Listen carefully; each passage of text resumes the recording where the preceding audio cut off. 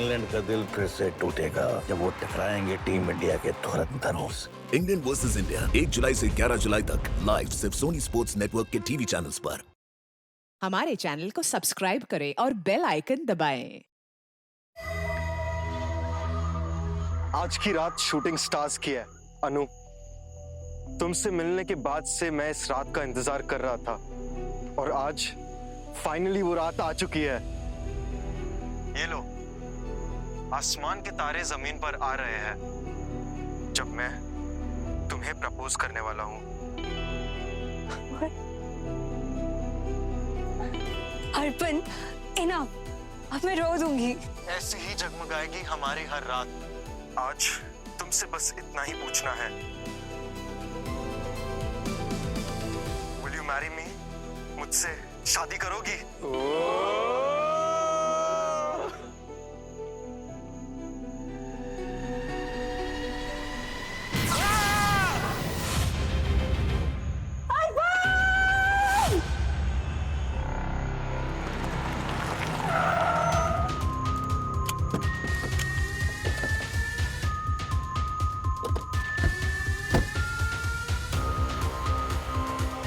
Hello sir. Sir वही है वो लोग जिन्होंने आपको फोन किया था। आइए। क्या हुआ क्या यहाँ? सर यहाँ नहीं, कहीं और हुआ है। तो कहाँ हुआ है? कहाँ हुआ है हमें नहीं पता सर। सर आप प्लीज अर्पण को ढूंढ लीजिए सर। सर हम उसे कब से कॉल कर रहे हैं सर, वो नहीं उठा रहा। अनु भी कॉल कर रही है सर, प्लीज उसे ढूंढ लीजिए। अरे एक मिनट जरा आराम से, पहले हम लोग को समझ लेने दीजिए। ये अर्पण कौन है और हुआ क्या है उसके साथ? सर क्या हुआ है हमें नहीं पता, पर कुछ तो जरूर हुआ है। हम सबने देखा वो धप से गिर गया। कहाँ पे? वीडियो में शूटिंग स्टार ने उसे हिट किया और वो गिर गया। Shooting star?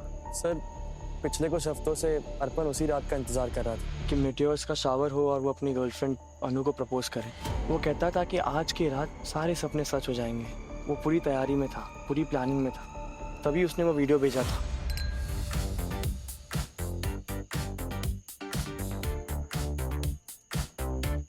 अनु सही में सब काम कर रहा है। अर्पण ने कहा था वो अब तक आ जाएगा और रात के 2 बज चुके हैं, अब तक नहीं आया। कब से फोन ट्राई कर रही हूँ। अरे कितना टेंशन लेगी, आ जाएगा वो। Let me just be. You guys go enjoy dance. तू जानती है ना उसे शो ऑफ करने में कितना इंटरेस्ट है। रोमांटिक मूवी देख देख के वो खुद को रोमांटिक हीरो समझने लगा है। अभी लगा कोई ड्रामेटिक एंट्री। गाइस देखो उसका वीडियो मैसेज आया है। आज की रात शूटिंग स्टार्स की है। सर अर्पण को आकाश से, चांद सितारों से मोहब्बत थी। आसमान को टकटकी लगाए बैठना उसे बहुत अच्छा लगता था। उसके फादर इंडिया के बहुत फेमस मेट्रोलॉजिस्ट है और उन्होंने उसे सब कुछ सिखाया है, चांद सितारों ग्रहों के बारे में सब पढ़ाया है। ये अर्पण कुछ पता है कहाँ गया था? नहीं पता सर, ये केप्ट इट अ सीक्रेट। और सर वो रिसोर्ट से 10:30 को निकला था और उसने कहा था वो 4 किलोमीटर दूर जा रहा है, जहाँ से वो फोन भी करने वाला था। कैसे गया वो वहाँ? सर वो बाइक से गया था। अच्छा उसने वो वीडियो भेजा था ना? नहीं लीजिए सर।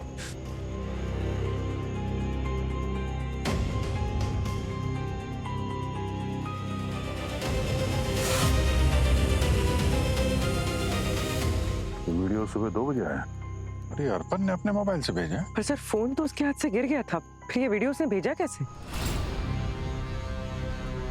सर एक शूटिंग स्टार एक आदमी को चुनकर उस पर गिरे, ये तो मैंने कभी सुना ही नहीं।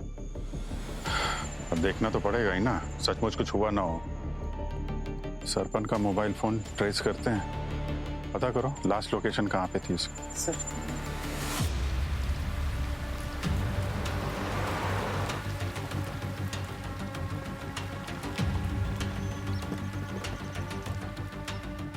सर अर्पण की फोन की लोकेशन यही है, वो यहीं कहीं होना चाहिए।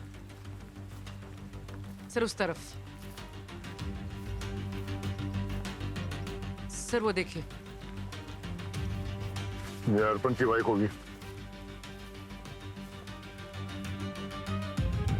सर आगे है।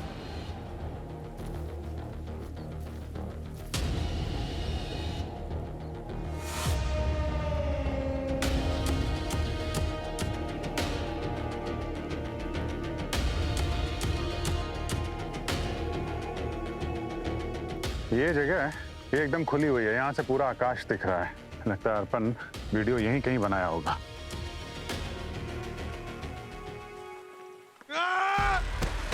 पंकज पंकज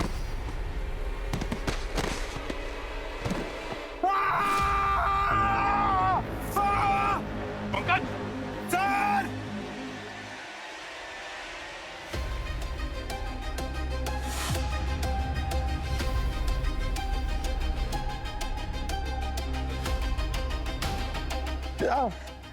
पंकज ठीक हो गया पंकज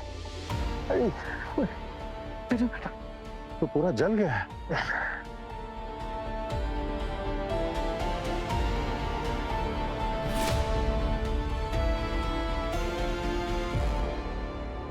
ये फोन, ये लगता है ट्राइपॉड यहाँ रखा होगा। यहाँ से वो वीडियो बना रहा था ना, जो वीडियो में देखा था हमने, वो सामने है और मीटराइट इधर से हिट की तो फिर फोर्स से इधर गिरना चाहिए ना ये ट्राइपॉड, और इसको भी इधर, और ये तो इधर गिरा है, ट्राइपॉड वहां पे है। तो ये मीटराइट इस तरफ से आया क्या? कहानी कुछ समझ में नहीं आ रही। अनबिलीवेबल है। तो ये देखो, ये आसपास की ये जमीन पूरी जली हुई है। अगर एक मीटराइट होता तो उसका फोर्स जबरदस्त है, यहाँ पे बड़ा सा गड्ढा होना चाहिए था। हाँ, मीटराइट की जो वेलोसिटी है आते बहुत जबरदस्त है, वो उसका इम्पैक्ट खतरनाक होता है। वो लेक लोनार देखा है ना, 150 फीट गहरा है वो गड्ढा। कहीं वही छोटे साइज का मीटराइट तो नहीं था। अगर ऐसा होता तो उसका इम्पैक्ट कहीं ना तो कहीं नजर आता। यहाँ पे आसपास तो कोई फ्रैगमेंट्स भी नहीं है मीटराइट के। ये पत्थर के टुकड़े कहीं ये न्यूटोराइट के तो नहीं है? जले हुए भी है। देखिए, अब ये तो वही बता सकते हैं, उन्हीं को बुलाते हैं, चाणक्य साहब को।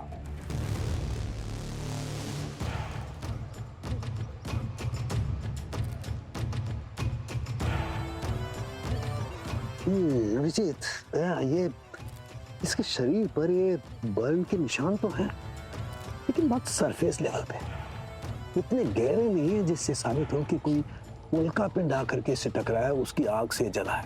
और देखो, उल्का पिंड अगर गिरेगा तो कितनी वेलोसिटी के साथ गिरेगा, कितनी हीट जनरेट करेगा, यहाँ सब कुछ जल जाएगा। लेकिन इसकी तो रिब केज पूरी की पूरी सही सलामत है, हड्डियां सलामत है।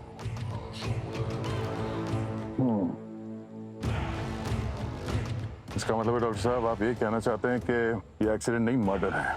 किसी ने इस तरह से प्लान किया है कि ऐसा लगे कि मीटराइट आके से टकराई और जलने की वजह से इसकी मौत हुई है ना?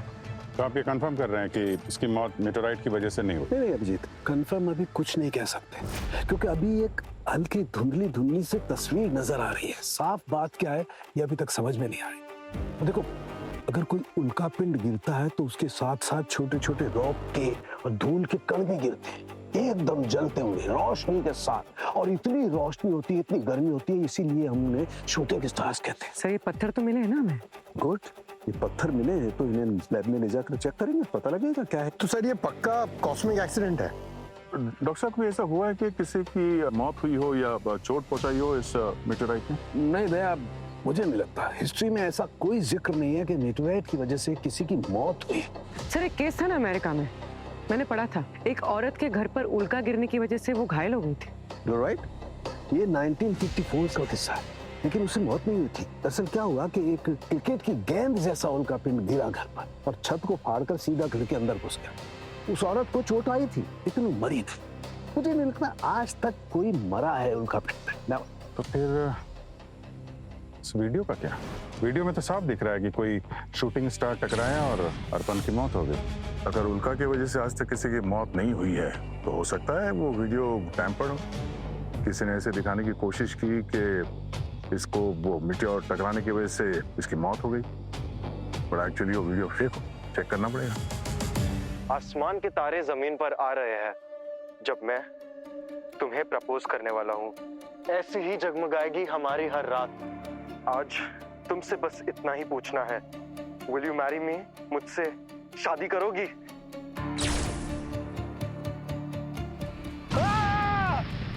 सर ये वीडियो फेक नहीं है, हमारी टेक्निकल टीम ने भी कंफर्म किया है। ना ही इस वीडियो को एडिट किया है, ना टैम्पर किया गया है। और सर ये वीडियो अर्पण के फोन पे ही रिकॉर्ड हुआ है, मतलब साउथ हिल पे जो हुआ है वही रिकॉर्ड हुआ है। पूरी मान लिया कि ये वीडियो फेक नहीं है, पर हमारा साळुंख है वो तो कंफर्म नहीं कर रहा है ना कि अर्पण की मौत उल्कापात से हुई। वो तो कहता है कि मौत किसी और भी कारण की वजह से हो सकती है। तो फिर वो क्या था जिसकी वजह से अर्पण की मौत हो गई? क्या था वो? सर अगर उल्का नहीं तो कुछ और गिरा होगा आसमान से अर्पण पे, पर क्या हो सकता है? जवाब मिल रहा है नहीं, सवाल बढ़ते जा रहे हैं और मेरे सवाल का तो जवाब मिला ही नहीं सर। कौन सा सवाल? अर्पण ने अपनी गर्लफ्रेंड के लिए वीडियो बनाया, मगर वीडियो खत्म होने से सर पहले वो, तो फिर नितिन को वीडियो भेजा किसने? अरे इम्पॉसिबल नहीं है पंकज, हम वीडियोस, मैसेजेस और ईमेल्स को शेड्यूल कर सकते हैं। बर्थडे विशेस वगैरह शेड्यूल करके रखते हैं ना, ताकि समय आने पर डिलीवर हो जाए, भूल भाल ना जाए। स्मार्टफोन में ये फैसिलिटीज हैं। तो सर हो सकता है कि अर्पण ने भी टाइम सेट करके रखा हो और 2 बजे ये वीडियो नितिन को जाके मिला। अर्पण तो चला गया पर फोन ने वही किया जिसके लिए वो सेट था। ये अर्पण जो है इसने वीडियो क्यों बनाया, पर्पस क्या था? अपनी गर्लफ्रेंड को प्रपोज करने के लिए। तो जब उसने वीडियो बनाया तो वो वीडियो को इमीडिएटली भेज देना चाहिए था गर्लफ्रेंड को, मगर उसने उस वीडियो को शेड्यूल किया सर, ऑटो सेंड पे डाला। क्यों? बहुत स्मार्ट किलर होगा सर। हाँ, बहुत ही स्मार्ट किलर जो एक स्मार्टफोन इस्तेमाल करता है। वो किलर जो जानता है कि अर्पण क्या चाहता है और जिसने अर्पण की चाहत उसकी मौत की वजह बना दी। सर वो smartphone, I mean smart killer है कौन, वो कैसे पता चले?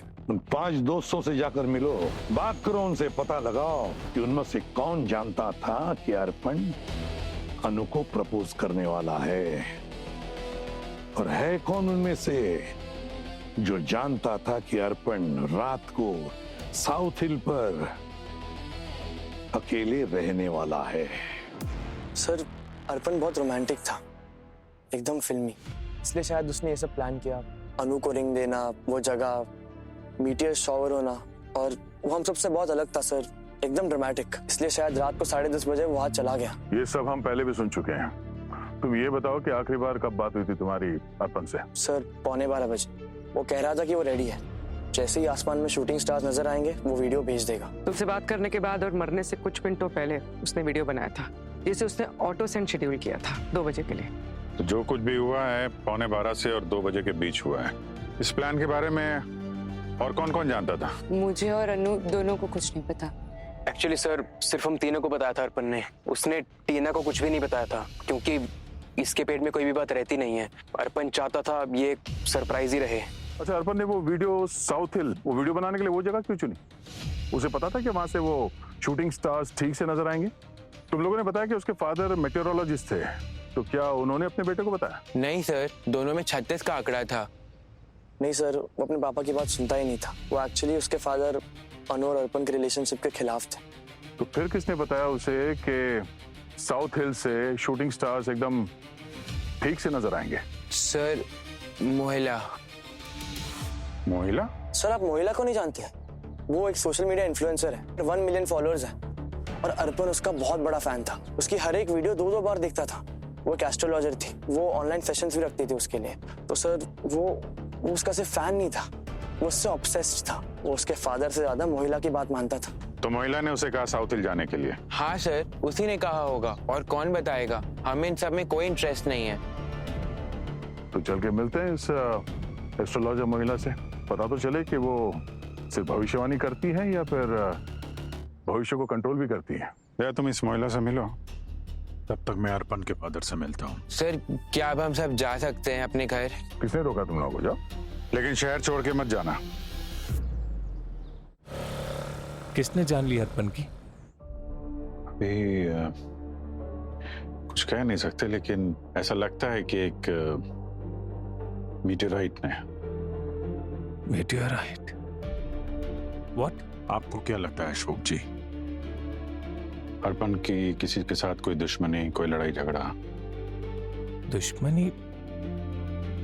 उसके दोस्त, हमारे पड़ोसी सब पसंद करते थे, बस एक को छोड़ के। कौन? उसकी फ्रेंड अनु के पिता दिग्विजय। वो उसे नापसंद करते थे, लेकिन नफरत नहीं करते थे। उनकी नजर में अनु के लायक नहीं था। ये दुश्मनी तो नहीं है।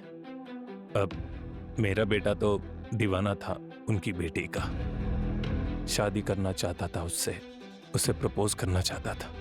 कहता था कि कोई स्पेशल डे है, क्या नाम है, सोशल मीडिया एस्ट्रोलॉजर मोहिला।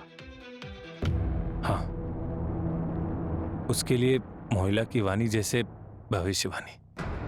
जैसे ही मैं कुछ कहता तो एक ही जवाब आता कि मोहिला ने कहा है कि स्टार उसके साथ है, उसकी शादी अनु के साथ होगी। अगर वो मीटियोर शावर के नीचे ये विश करे तो ये विश पूरी होगी। 1 मिलियन फॉलोअर्स मोहिला को फॉलो करते हैं। She is a celebrated astrologer. उसने कहा है कि मीटियोर शावर साउथ हिल पर होगा। Even gods fulfil wishes during meteoric showers. Greek लोगों के जमाने से चल रहा है ये बिलीफ। सिर्फ आप इसे नहीं मानते तो मैं क्या करूं? 10 लाख लोग किस बेवकूफ की बातों पर भरोसा करते हैं, इससे मुझे कोई फर्क नहीं पड़ता, लेकिन उनमें से एक मेरा बेटा नहीं होना चाहिए। और क्या जानती है मीटियोरोलॉजिस्ट के बारे में? दुनिया मेरे कैलकुलेशंस को जानती है और समझती है। बात आई समझ में? और ये जो तुम शावर की बात कर रहे हो ना, वो नॉर्थ से नजर आएगा, साउथ से नहीं। आप पर भरोसा किया ना तो जिंदगी भर लूजर बन के रह जाऊंगा।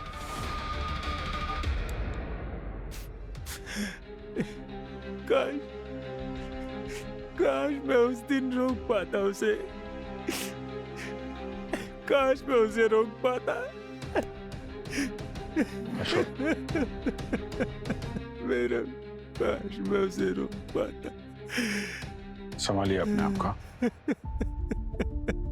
जरूरत पड़ेगी तो हम आपसे फिर मिलेंगे, ठीक है?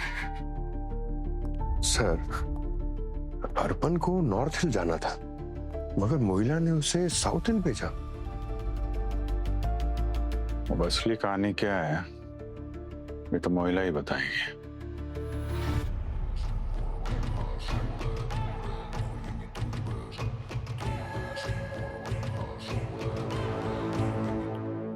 कमाल है।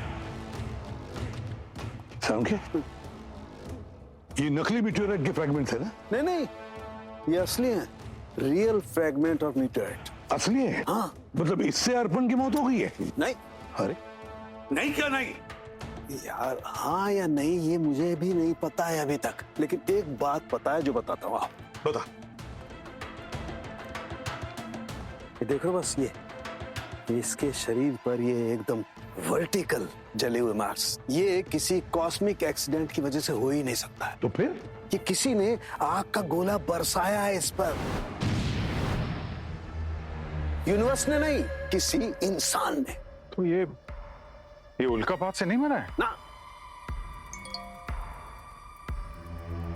सर, आईटी डिपार्टमेंट से मैसेज है। अर्पण ने मैसेज शेड्यूल किया था रात 1:30 बजे और शेड्यूल टाइम था रात 2 बजे और उसी वक्त नितिन को मिला था। नहीं नहीं, ये नहीं हो सकता, इम्पॉसिबल है। क्यों? अरे ये 1:30 बजे कैसे शेड्यूल कर सकता है भाई? सर, फोन की सेटिंग से शेड्यूल कर सकता है। बॉस, इसकी मौत का समय रात के 12 बजे, ये 1:30 बजे कैसे शेड्यूल कर सकता है? इम्पॉसिबल। तो फिर किसने भेजा होगा? खूनी ने? बिल्कुल, खूनी ने ही भेजा है, क्योंकि खूनी चाहता था अर्पण के दोस्तों को पता लगे कि अर्पण मर चुका है। खूनी ने रात के 12 बजे अर्पण का खून किया, 1:30 बजे वीडियो शेड्यूल किया और रात के 2 बजे सभी दोस्तों ने वीडियो देख लिया और देखा कि अर्पण मर चुका है उल्कापात से। Mohila ji ready? 5 minutes. Okay. Excuse me sir, किससे मिलना? मोहिला जी? उनकी रिकॉर्डिंग शुरू है 5 मिनट, आपको वेट करूंगा।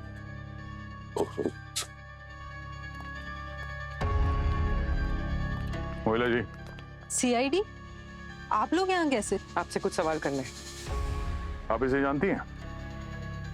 नो, हूज ही? आप इसे नहीं जानती, पर ये आपका बहुत बड़ा फैन था, आपके प्रेडिक्शन से ऑब्सेस था वो, और शायद आपसे भी। बहुत से लोग मेरी प्रेडिक्शंस को मानते हैं, फैंस भी बन जाते हैं, और ऑब्सेस था से आपका क्या मतलब? क्या उसने मुझे अनफॉलो कर दिया या अनसब्सक्राइब कर दिया? He is dead. कल रात उसकी मौत हो चुकी। दरअसल बात यह है कि ये लड़का अर्पण, ये आपके प्रेडिक्शन पे भरोसा करके अपने गर्लफ्रेंड को प्रपोज करने के लिए वो उस जगह पे गया जिसे आपने प्रेडिक्ट किया था कि वहां पे जाने से विश पूरी हो जाती है। वही जगह साउथ हिल। वहां पे उसकी विश तो पूरी नहीं हुई, पर एक शूटिंग स्टार ने उसकी जान ले ली। आपने प्रिडिक्ट किया था कि साउथ हिल पर मिट्योर शावर होंगे। कैसे? कोई साइंस है इसके पीछे या बस लोगों को बेवकूफ बनाने का नया तरीका है? और 1 मिलियन फॉलोवर्स होना कोई बड़ी बात नहीं है आजकल। लोग वायरल होने के लिए कुछ भी कर सकते हैं। कैसे बात कर रही हैं आप? मैं कोई जाके भीख नहीं मांगती हूँ कि मुझे फॉलो करो, और ये कोई शूटिंग स्टार वाला पॉडकास्ट किया भी नहीं है मैंने। हमारा प्लान था वो प्लान ड्रॉप हो गया। और हाँ, ना ही मैं फेक हूँ और ना ही मेरी प्रेडिक्शंस। मैं सिर्फ एस्ट्रोलॉजर नहीं, एस्ट्रोनॉमर भी हूँ। अगर आपने ये शूटिंग स्टार वाला कोई वीडियो रिलीज नहीं किया था तो फिर वो वीडियो अर्पण के पास कहां से आया? और उसने अपने दोस्तों से भी यही कहा था कि आपके प्रेडिक्शन के भरोसे वो वहां साउथ हिल में जाने वाला है। I don't know. और अगर ऐसा कोई पॉडकास्ट मैंने किया भी होता तो मैं साउथ हिल क्यों बोलती? मुझे पता था मिट्योर शावर नॉर्थ हिल में होने वाला है। नॉर्थ हिल? अर्पण के पिताजी ने भी उससे यही कहा था। उसका यही कहना था कि वो उनसे ज्यादा आपके प्रेडिक्शन पे भरोसा करता है। अगर आपने कोई वीडियो नहीं डाला है सोशल मीडिया पर या पर्सनली, तो फिर किसने किया ऐसा? वेट। नीलिमा से मेरी इस बारे में बात हुई थी। वो मेरा इंटरव्यू करने वाली थी। कौन है नीलिमा? एक न्यूज चैनल की सीनियर रिपोर्टर है। वो ये स्टोरी कवर करने वाली थी, पर मैंने उसे भी नॉर्थ हिल ही बताया था, साउथ हिल नहीं। अगर ऐसी कोई वीडियो भेज सकता है तो वो सिर्फ नीलिमा भेज सकती है, पर उसने तो कहा था कि ये टेलीकास्ट ही नहीं हुआ है। What the hell, Nilima?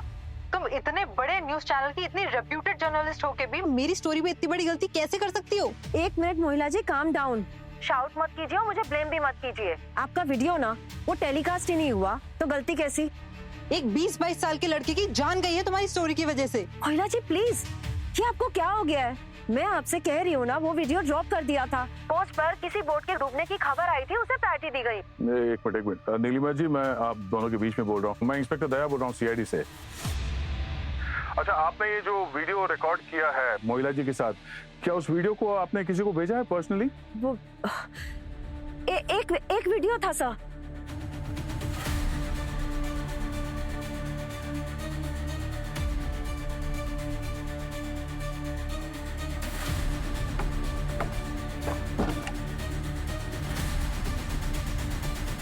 Redial करिए।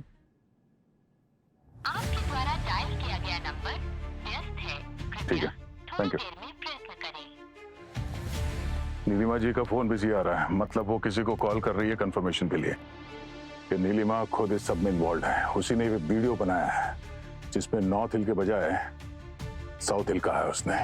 पर सर, अगर नीलिमा ने ये वीडियो टेलीकास्ट किया ही नहीं तो फिर ये वीडियो अर्पण के पास गया कैसे?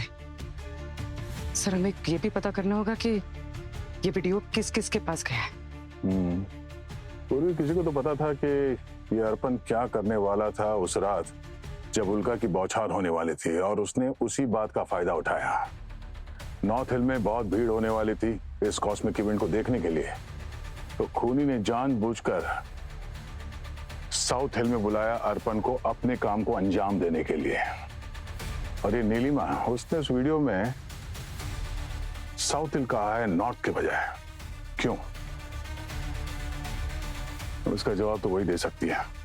चलो। अच्छा, ओके, ठीक है। नीलिमा क्या क्या होता है बताना। ठीक है, ओके। अच्छा, दया का कॉल था। क्या? वो किसी न्यूज रिपोर्टर नीलिमा से मिलने जा रहा है। वो वीडियो नीलिमा ने ही बनाया था, और उसका कहना है कि उसने ब्रॉडकास्ट नहीं किया। तो वीडियो अर्पण के मोबाइल में पहुंचा कैसे? अर्पण के मोबाइल से पता चल जाएगा सर, मैं लेके आता हूँ। अभिजीत, मीटियोरोलॉजिस्ट का कहना था कि उल्कापात जो होने वाला था वो नॉर्थ हिल से दिखाई देने वाला था, साउथ हिल पर से नहीं। और ये बात अर्पण के पिताजी ने भी कंफर्म की, और वो मीडिया एस्ट्रोनॉमर जो है मोहिला, उसने भी यही दावा किया था। और अर्पण को जो वीडियो मिला उसमें साउथ हिल का जिक्र किया था, साउथ हिल का। क्यों? मतलब कोई तो है जो जानबूझकर अर्पण को साउथ हिल भेज रहा था, गुमराह कर रहा था, ताकि वो उसे अकेले में मिले साउथ हिल पर। नीलिमा सर, मोहिला ने नीलिमा को बताया था नॉर्थ हिल के बारे में, और नीलिमा ने जो वीडियो बनाया उसमें उसने बोला साउथ हिल।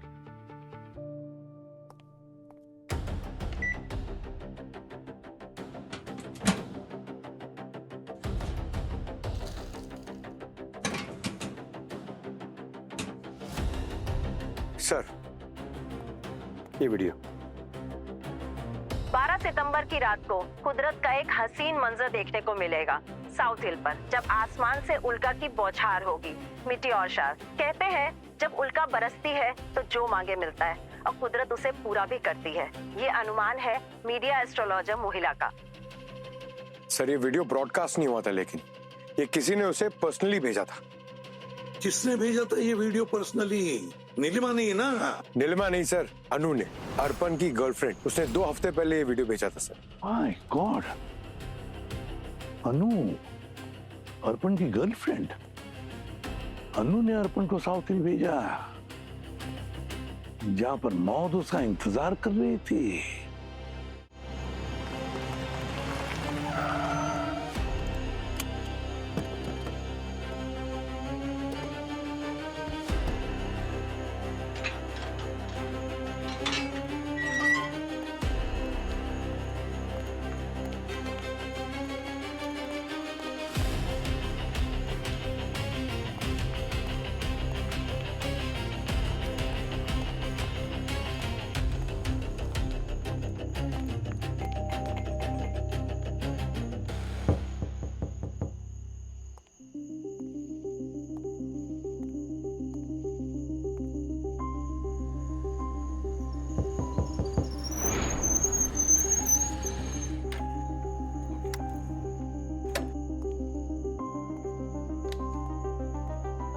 एक मिनट, आप लोग कौन? हम नीलिमा मैम के असिस्टेंट हैं। मैम तो कभी किसी से घर पे मिलती नहीं है, और जिसे भी मिलना होता है वो ऑफिस ही मिलने जाता है। सर, मैम बोलती हैं कि ऑफिस को घर मत लाओ और घर को ऑफिस मत बुलाओ। अगर आप लोग को अपॉइंटमेंट चाहिए कल आ जाइए 2 बजे, दिलवा देंगे। नहीं, हमें अभी मिलना है उनसे। आप लोग हैं कौन? सीआईडी। सीआईडी? मैम से मिलना है आपको? कुछ न्यूज या स्टोरी की प्रॉब्लम है क्या? प्रॉब्लम है इसलिए तो आए हैं। उनका फोन नहीं लग रहा है और वो दरवाजा भी नहीं खोल रही।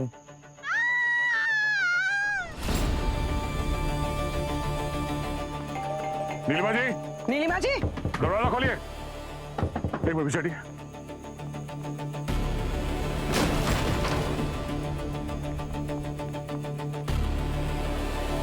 नीलिमा जी, पूरी ऊपर देखो। नीलिमा जी, नीलिमा जी, नीलिमा जी,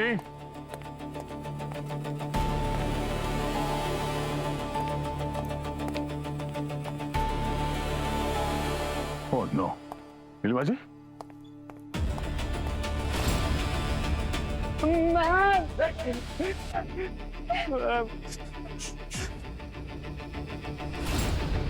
हटिए हटिए हटिए, प्लीज प्लीज हटिए। शांत हो जाइए। She is dead. खून करके ज्यादा दूर नहीं भागा होगा, यहीं कहीं होगा। ट्रूथ है, आप लोग यहीं खड़े रहना, हिलना नहीं ऐसा। यहीं रहिए।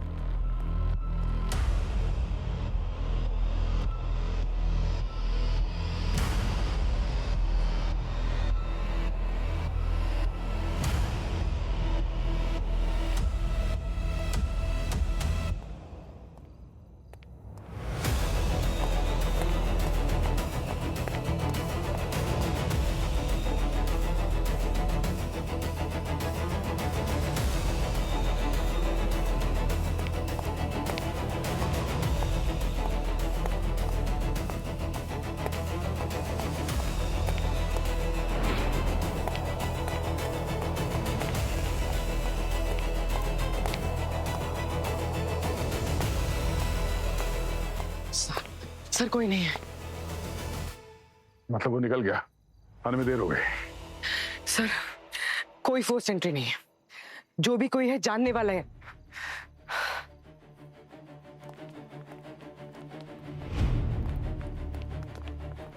खूनी ने यहाँ पे कुछ भी साफ करने की कोशिश नहीं की है, वक्त नहीं मिला होगा।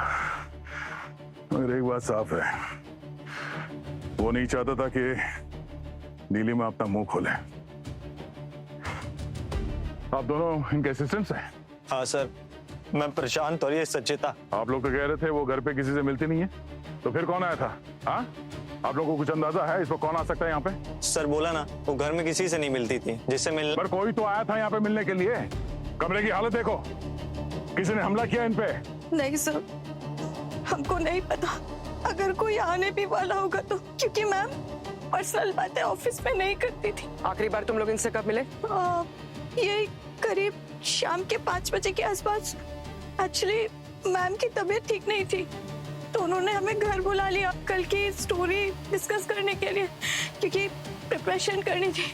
तो तुम लोग इनसे जब मिले ये टेंशन में थी?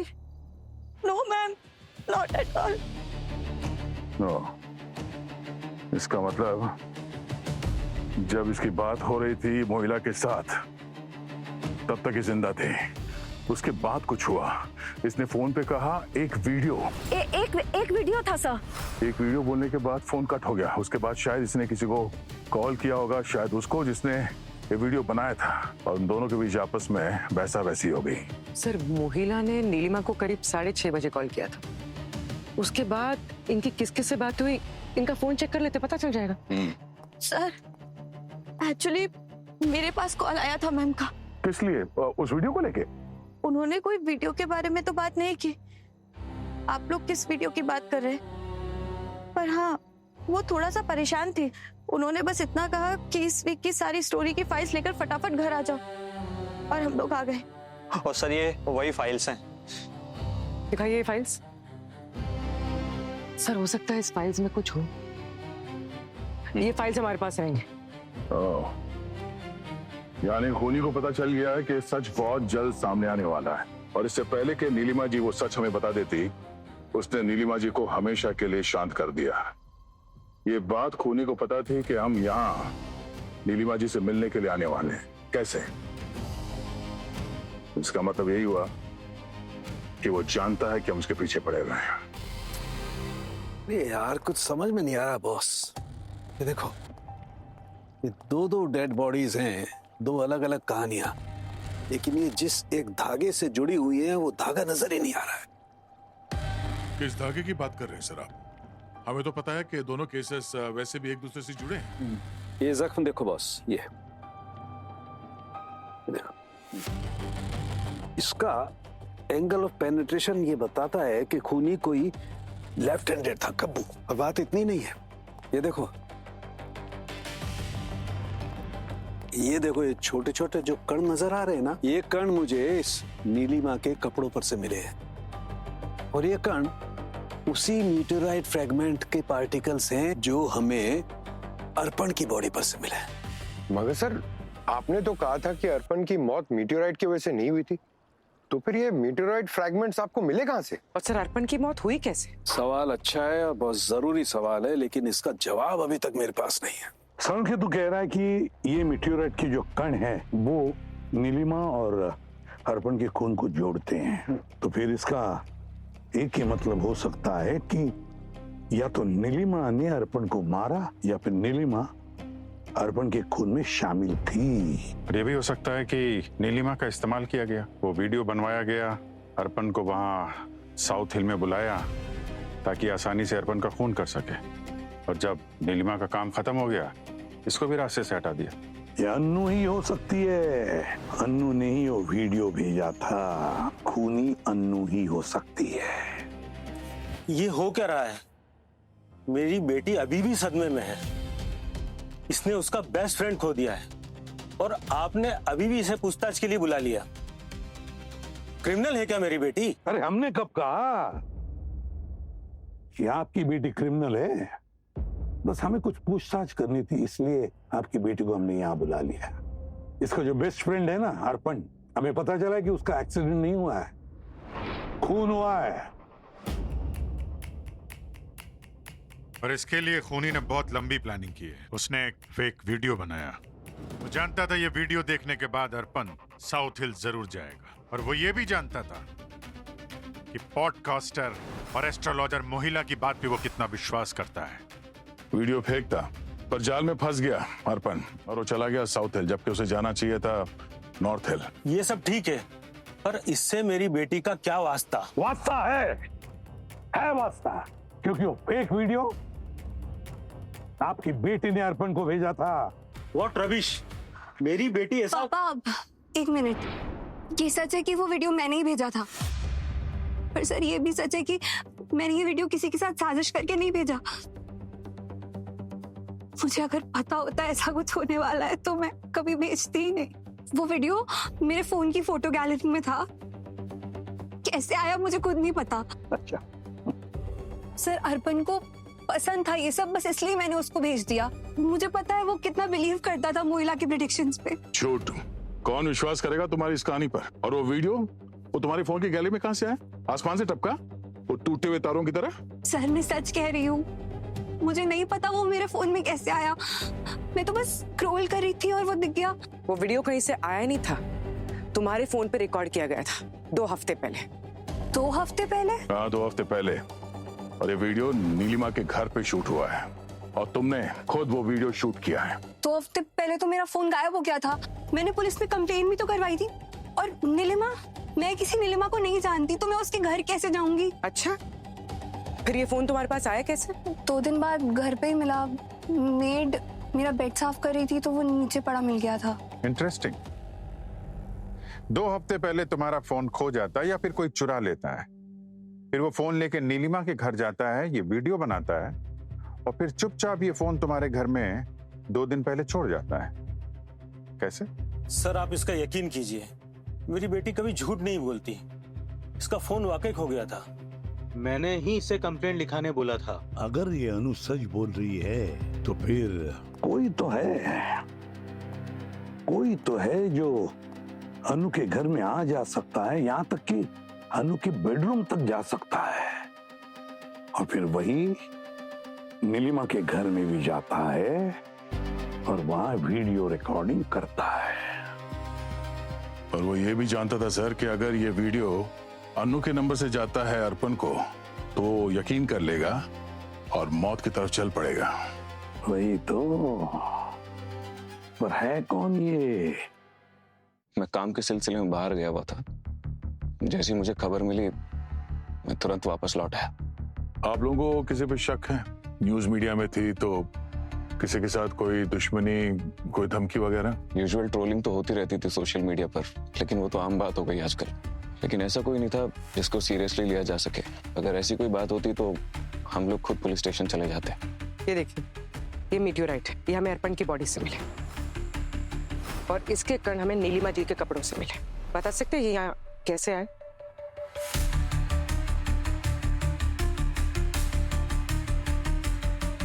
अजीब बात है, शाम के वक्त आसमान से छत फाड़ के तो नहीं गिरा होगा? आप लोग मुझसे सवाल ऐसे पूछ रहे हैं जिनका जवाब ही नहीं है मेरे पास। मैं लाइफ में पहली बार देख रहा हूँ, ये मुझे नहीं पता क्या है। अच्छा, आप और आपकी पत्नी मेटीरियोलॉजिस्ट अशोक और उसके बेटे अर्पण को जानते थे? कौन अशोक? अर्पण? नहीं, मैं नहीं जानता इन्हें। ये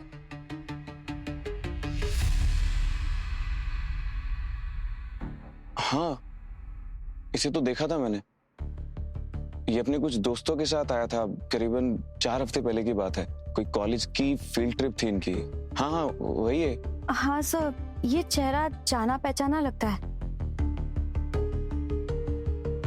ये? हाँ, ये सब लोग भी थे उसके साथ। वही है, मुझे अच्छे से याद है चेहरे। ठीक है, थैंक यू।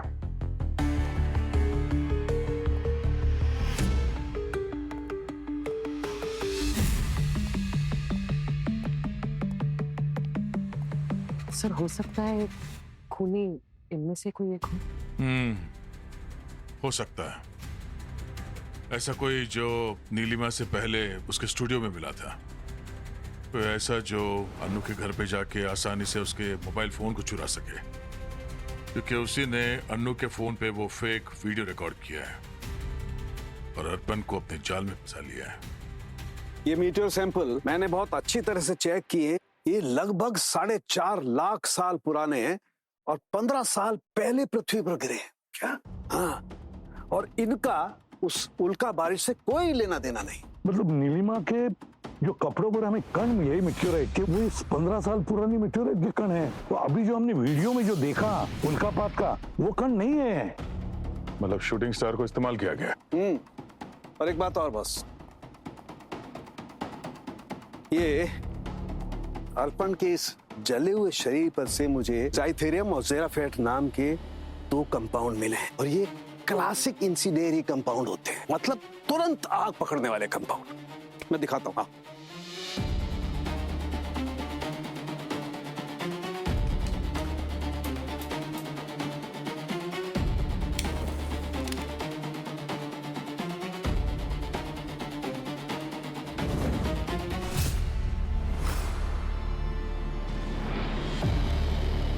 बेटा। हाँ यार, तो ये ज़ाइथेरियम और ज़ेराफेट ये खूनी ने इस्तेमाल कैसे किया होगा? मुझे लगता है किसी पेड़ पर से या किसी और भी ऊंची जगह से इस पर वार किया गया है। किसी कैनिस्टर का इस्तेमाल किया होगा ये केमिकल फेंकने के लिए, और ये केमिकल हवा के संपर्क में आते ही आग पकड़ लेते हैं। किसी ने कैनिस्टर के जरिए ये दोनों केमिकल इस पर फेंके, हवा के संपर्क में आए, इसके शरीर में आग लगी और ये बेचारा मर गया वहीं की वहीं। और इनसे इतनी रोशनी होती है जैसे लगता है कोई तारा टूट के जमीन पर गिरा। कुदरत के इस करिश्मे का कैसा नाजायज इस्तेमाल करके इस बेचारे की जान ले ली गई। जहां हादसा हुआ है वहीं कुछ मिलेगा। कैसे निशाना बनाया है खूनी ने अर्पण को।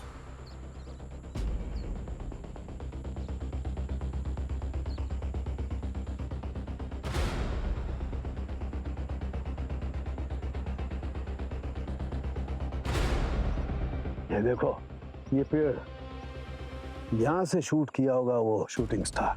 ये देखो ना, इस पेड़ की छाल एकदम जल गई है, और ये हुक देखो, इतनी हीट जनरेट हुई होगी कि हुक भी जल गए। अगर यहां से कुछ फेंका जाए तो ट्रैजेक्टरी वीडियो से मैच करती है।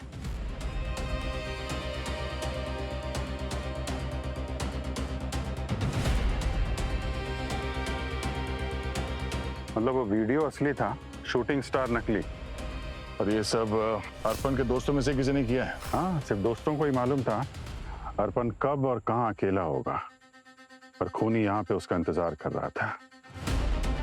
अब उन दोस्तों में से दुश्मन को बाहर निकालना पड़ेगा।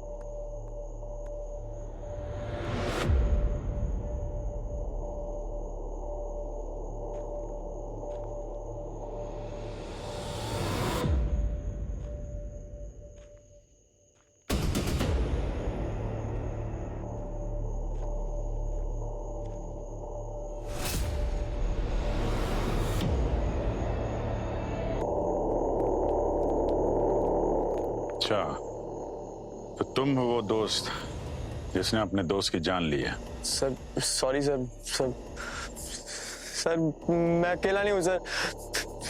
मेरे साथ कौन है वो? सर मेरे साथ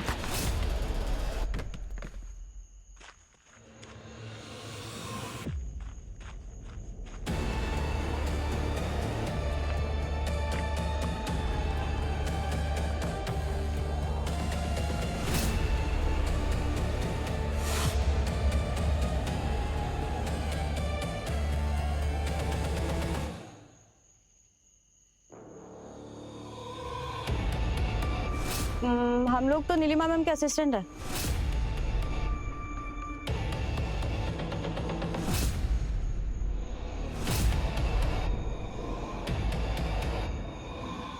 हाँ, मार दिया मैंने अर्पण को, बदला लिया मैंने, बदला। किस बात का बदला? बच्ची थी मैं तब, मेरे पापा हमें छोड़कर चले गए। खुदकुशी की थी उन्होंने, उसकी वजह कोई और नहीं बल्कि अर्पण का पाप था।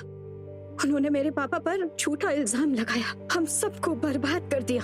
बस उसी इल्जाम को लेकर मेरे पापा हर दिन घुट कर जीते थे, और एक दिन मेरे संचिता, तुम्हारी पिताजी की मौत अर्पण के पिताजी की वजह से हुई, तो तुमने अर्पण को मार डाला। ये कैसा इंसाफ है? जब मैंने अर्पण को नीलिमा के स्टूडियो में देखा तब मुझे पुरानी सारी बातें याद आ गई, और मुझे समझ में आ गया कि वो किसका बेटा था, क्योंकि वो अपने आप को जब इंट्रोड्यूस करता है तो कहना नहीं भूलता कि वो किसका बेटा था। बाप जितना घमंडी, बेटा भी उतना ही घमंडी। बस उसी वक्त मैंने तय कर लिया कि मौका मेरे बहुत करीब है, इसे मैं हाथ से तो नहीं जाने दूंगी। मीटियोरोलॉजिस्ट का बेटा था ना, उसकी मौत के लिए मीटियोर शावर से बेहतर और क्या इंतजाम हो सकता है। उस घमंडी बाप के बेटे को मारने के लिए बस एक शूटिंग स्टार ही काफी था। मुझे इंसाफ चाहिए था, जो मुझे मिल गया। और नितिन, वो तुम्हारे प्लान में कैसे शामिल हुआ? वो इसलिए हुआ था क्योंकि मैंने उसे कहा था कि मैं उससे बहुत प्यार करती हूँ। थोड़ा सा ड्रामा किया और अपनी जाल में फंसाया। और नीलिमा? नीलिमा को मैं मारना नहीं चाहती थी, पर जब आप लोगों ने मोइला के घर से कॉल किया तब नीलिमा को सब समझ में आ गया था कि क्या हुआ था, और वो बहुत गुस्से में थी। उसे याद आ गया था कि मैंने उससे एक वीडियो रिकॉर्ड करवाया था। कम ऑन संचिता, जब हम वो स्टोरी नहीं कर रहे तो वीडियो क्यों बनाना है? मैं एक टेस्ट वीडियो बनाना चाहती हूँ। एक्चुअली मैंने वीडियो मेकिंग का न्यू स्टाइल सीखा है, बस एक ट्रायल के लिए। ओके, क्या कहना है मुझे? अब मैम, उल्का की बौछार के बारे में वो सब आपको मोहिला ने बताया था ना? हाँ बताया तो था, पर मुझे ठीक से याद नहीं। नोट्स है तुम्हारे पास? Yes ma'am, I have. Yes ma'am, date 12 September, meteor shower on South Hills. बस इसे आपको अपने अंदाज में कहना है। ओके। जब मैं ऑफिस में थी तब मुझे उसका कॉल आया। मैं समझ गई कि क्या होने वाला है। मैं सीधा उसके घर पे गई और अपने इन्हीं हाथों से उसे मार दिया। चीखने की आवाज तो हमने तब सुनी थी जब हम लोग वहां पे आए थे, और उस वक्त तुम अपने असिस्टेंट के साथ थी बाहर। वो प्री रिकॉर्डेड था, रिमोट मेरे पास था, और जब आप लोगों का ध्यान नहीं था तब मैंने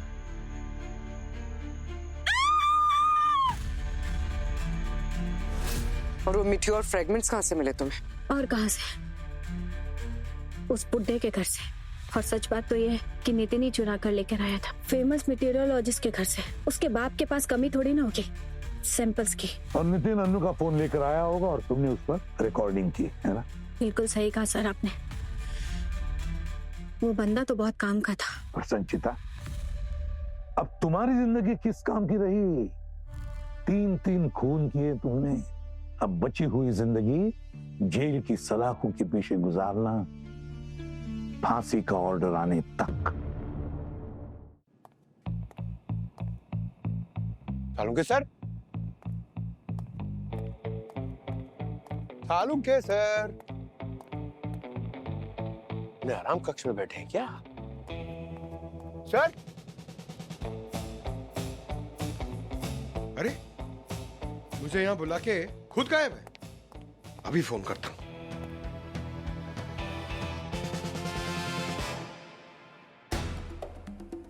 पंकज। अरे सर, कहाँ हैं आप? मैं कब से आपका इंतजार कर रहा हूँ। पंकज, मैं बस 15 मिनट में पहुंच रहा हूँ, तुम मेरा वेट करो। वेट करो? कहाँ वेट करूँ? लैब में, और कहाँ? अरे सर, ये लैब है, कोई गार्डन नहीं है जहाँ पे मैं आपका वेट करूँ। क्यों, कोई प्रॉब्लम है क्या? ये प्रॉब्लम सुनने से पहले ही काट दिया क्या यार?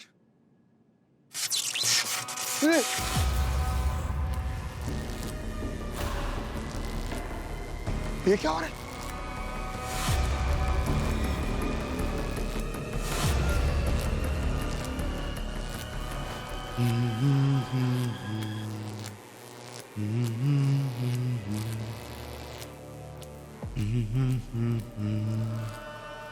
भाई साहब, मुझे पता है ये आपकी टेरिटरी है।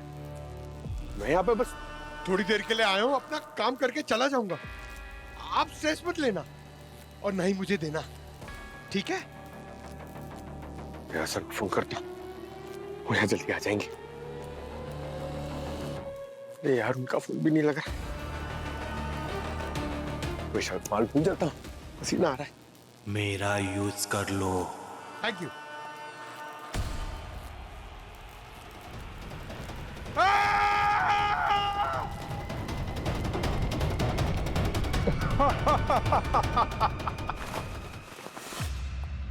रुमाल से काम नहीं चलेगा पंकज, तुम्हारे लिए टॉवेल मंगाता हूँ। क्या पसीने से नहा गए हो यार एकदम तुम। Happy birthday to you. Happy birthday to you. Happy birthday, dear Pankaj. Happy birthday to you. Thank you so much everybody. डर गए थे ना तुम? डर गया था मैं? अरे यार पूर्वी, मैं तो डरने की एक्टिंग कर रहा था, वरना अभिजीत सर यहाँ चादर के नीचे उनका दम घुट जाता ना। अच्छा, अभिजीत सर का दम घुट रहा था या तुम्हारा दम घुट रहा था? अरे नहीं यार, इट वाज ऑल एंटरटेनमेंट। वैसे सर, मुझे उस आदमी का नाम चाहिए जिसने मेरे साथ मजाक किया है। मैं जरा उसके साथ एक प्राइवेट में मीटिंग चाहता हूँ। सर, ये आपसे कुछ बात करना चाहता है। हाँ पंकज। अरे सर ने मजाक किया था? अरे सर, मुझे आपका मजाक बहुत पसंद है, हमेशा।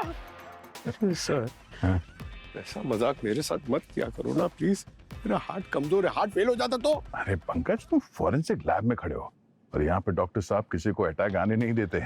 और वैसे भी तुम तो इनके फेवरेट हो। क्यों डॉक्टर साहब? पंकज, मैं हर बीमारी का इलाज करता हूँ। खुद का इलाज क्यों नहीं करता? अरे यार, नहीं, अरे मेरा मतलब है। सर केक काटते ना? हाँ हाँ हाँ, प्लीज प्लीज। अरे वाह, कौन सा केक है? अरे गाइए गाइए। हाँ हाँ, happy birthday to you. Happy birthday. Excuse me, एक मिनट। हेलो, इंस्पेक्टर अभिजीत या?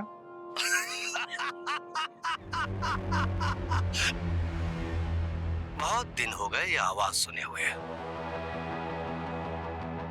आवाज पसंद आ रही है तो एड्रेस बता दे, पर्सनली आके सुना देता हूँ। हाँ, पर्सनली तो मिलेंगे। फिलहाल अपने दोस्त धनराज को बचा लो। क्या बकवास कर रहा है तू? धनराज को कुछ हुआ ना तो दुनिया के किसी भी कोने से ढूंढ के मारूंगा तुझे, समझ? हेलो हेलो, क्या हुआ विजय? धनराज सर कॉलेज का फ्रेंड है मेरा, उसकी जान खतरे में है, मुझे जाना होगा सर। अरे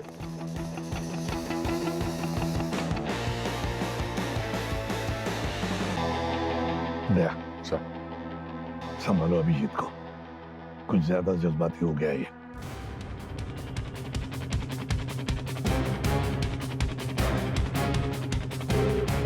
हाँ यार धनराज,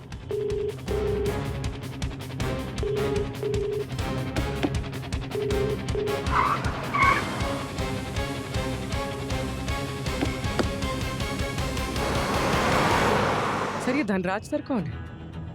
धनराज अभिजीत का पुराना दोस्त है, एक पब्लिक प्रोसिक्यूटर है।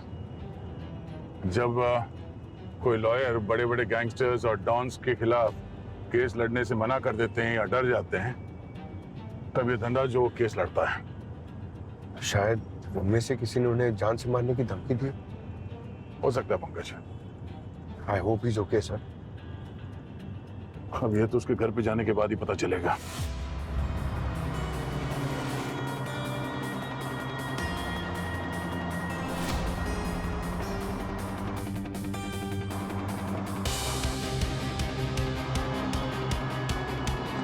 गाड़ी की स्पीड में क्यों आ रही है?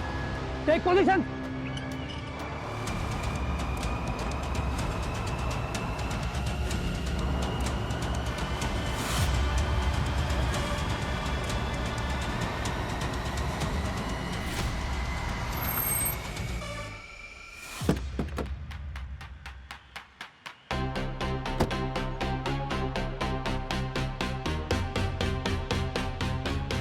कौन है आप? अंदर नहीं जा सकते। मुझे धनराज से मिलना है। मैं सीआईडी से हूँ, इंस्पेक्टर अभिजीत। बट बिना परमिशन के अंदर जाना अलाउ नहीं है। दिमाग खराब हो गया क्या? पुलिस वाले को ड्यूटी करने से रोक रहे हो? ये क्या हो रहा है यहाँ पे? सर ये जबरदस्ती अंदर घुसने की कोशिश कर रहे थे। अरे अभिजीत सर, आप यहाँ? मुझे धनराज से मिलना है। और तुम्हारे ये कमांडोज? सर धनराज सर से मिलने के लिए कुछ प्रोटोकॉल्स हैं और ये सब लोग उस प्रोसीजर को फॉलो कर रहे हैं। अरे लेकिन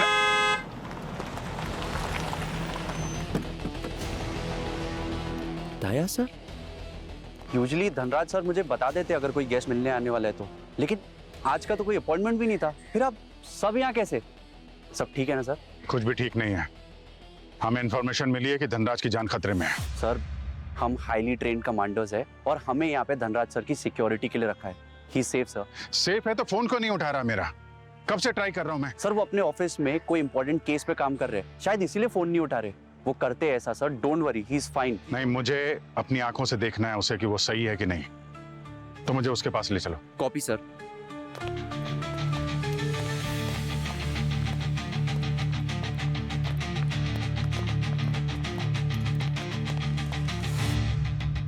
good morning sir. Hi sir.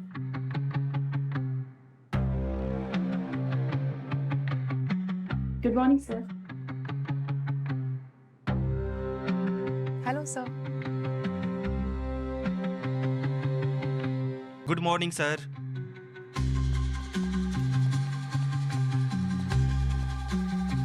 सब कुछ एकदम नॉर्मल है, क्राइम सीन जैसा कुछ भी नहीं है। हाँ सर, सब लोग गुड मॉर्निंग कर रहे हैं, एकदम संडे मॉर्निंग वाइज लग रहा है। सर घर इतना शांत है, कुछ अजीब है यहाँ।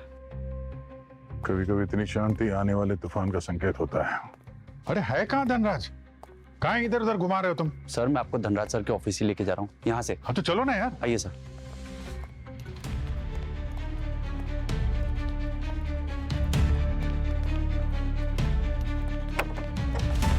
आइए सर।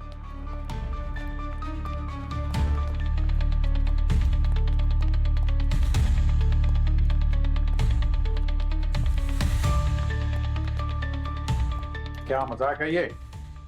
किधर है धनराज? कब से कॉल कर रहा हूं, बेल जा रही है। कहाँ है? कहाँ? क्या क्या टाइम पास कर रहे हो तुम? हैं? हमारे पास वक्त नहीं है, समझा? जो सच है फटाफट बता, वरना हम लोग अपने पे आ गए ना जीना हराम करने की तरह।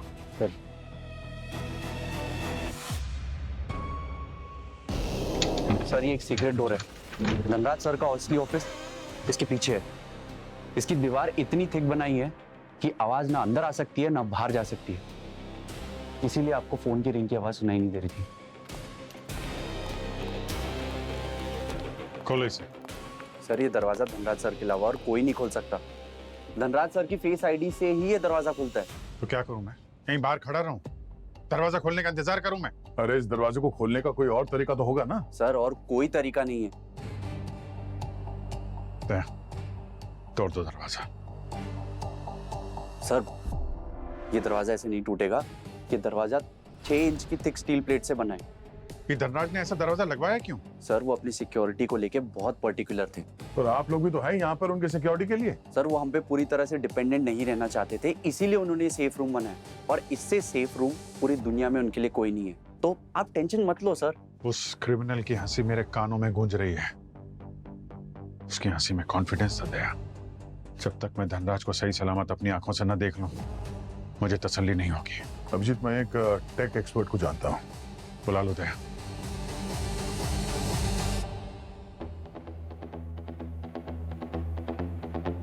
वैसे धनराज जी का हर रोज सुबह का रूटीन क्या होता है? क्या क्या करते हैं वो? सुबह 5 बजे उठ गए थे सर। उसके बाद मैं हमेशा की तरह उनके कमरे में गर्म पानी लेकर गई थी।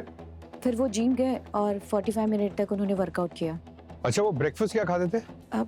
सर इंग्लिश ब्रेकफास्ट होता था उनका, रोज वही खाते हैं। वैसे मैं और रजनी मिलकर ही उनका ब्रेकफास्ट बनाते हैं। हाँ सर, किचन में भी उनके लिए सेम ब्रांड का ही मसाला यूज होता है। 1 साल का स्टॉक भी रखा हुआ है ताकि टेस्ट में कोई भी चेंजेस ना हो। और आप क्या करती हैं? मैं यहाँ पे साफ सफाई करती हूँ। धनराज सर को साफ सफाई बहुत पसंद है, इसलिए मैं पूरा घर चमका के रखती हूँ। और आपका नाम? सर मेरा नाम मोहन, मैं माली हूँ। धनराज सर को फूल बहुत पसंद है ना, इसलिए मैं फूलों की देखरेख करता हूँ। और आप? मैं ड्राइवर हूँ मैम, लेकिन सिर्फ नाम का। सिर्फ नाम का क्यों? वैसे नाम क्या है आपका? मेरा नाम विक्टर है। धनराज सर घर के बाहर निकलते ही नहीं है, महीने 2 महीने में कोर्ट जाते हैं, वो भी एक बार। अच्छा, आज सुबह आप लोगों को धनराज जी के बिहेवियर में कुछ चेंज नजर आया? कुछ अजीब? नो मैम, सेम वही रूटीन था। इनफैक्ट कुछ घंटे पहले तो सर हम सबके सामने ही थे, और उसके बाद वो अपने ऑफिस में चले गए अकेले। उन्होंने अपना कमरा लॉक कर लिया था सर, और वैसे भी उनके सिवा उस कमरे में और कोई नहीं जाता है। आप लोग टेंशन मत लीजिए, सर पहले भी वैसा कर चुके हैं। वो 3 दिन तक सेफ रूम में बंद रहते हैं और अपना काम करते रहते हैं बिना बाहर निकले। व्हाट? 3 दिन तक? तो फिर खाना पीना वॉशरूम कैसे? उस रूम में सब है सर, चाय कॉफी नाश्ता फूड स्टॉप, और हाँ वॉशरूम है सर। घर में हर जगह पे सीसीटीवी लगे हैं, बाहर वाला तो कोई अंदर आ ही नहीं सकता है। ये देख लीजिए सर, यहाँ पे लगा है।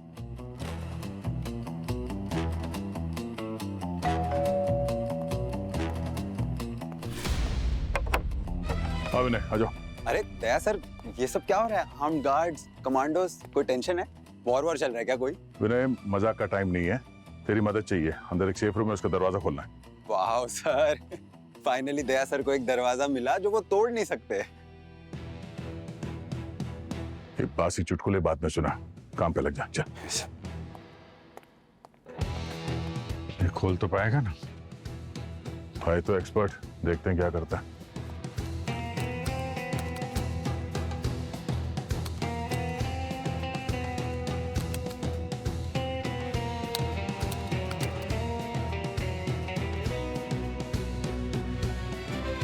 सर, खुल गया। धनराज, मैं कब से फोन लगा रहा हूं तुम्हें, तुम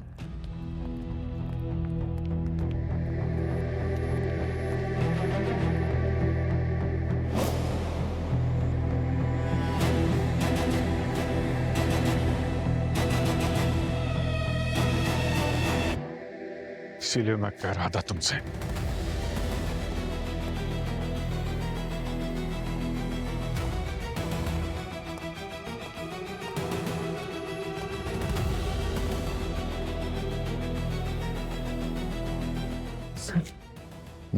उनके होठ नीले पड़ गए और जबान सूजी हुई है। पॉइजनिंग का केस लगता है। उठाओ जरा, संभाल के।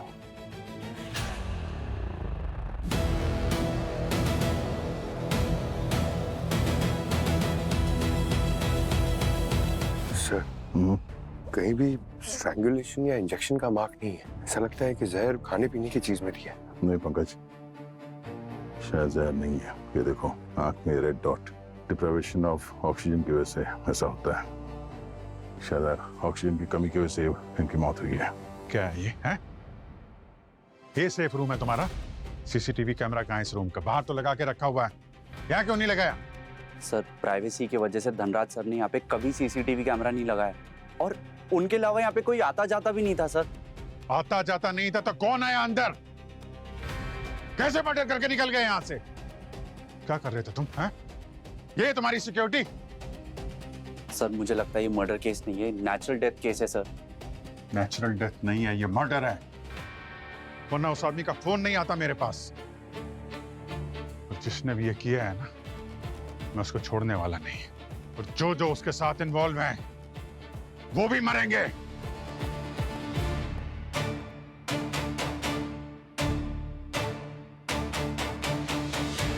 पैंतीस लोगों को धनराज जी ने जेल में डाला है, तो इनमें से तो कोई भी उन्हें मार सकता है। हाँ, मगर ये लोग तो सालों से जेल में हैं। कोई रिलीज भी नहीं हुआ अभी तक। पर किसी को रूल आउट भी तो नहीं कर सकते हैं। अगर किया नहीं हो तो किसी से करवाया हो। पंकज, यहाँ पे जितने भी स्टाफ है उनका बैकग्राउंड चेक किया?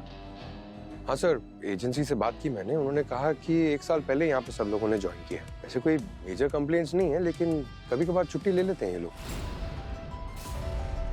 सर, इसी एजेंसी से मेरी हाउस हेल्प है, इतनी छुट्टियां लेती है ना। तुम छुट्टी देती हो उसे? क्या करूं, देना पड़ता है। अच्छा स्टाफ आजकल मिलता कहाँ है? झूठ बोल रही है सर, एक भी छुट्टी नहीं देती होगी। एक नंबर की कड़क सिंह है ये। तुम लोग कहाँ पे ये सर्वेंट पे लेके जा रहे हो बात?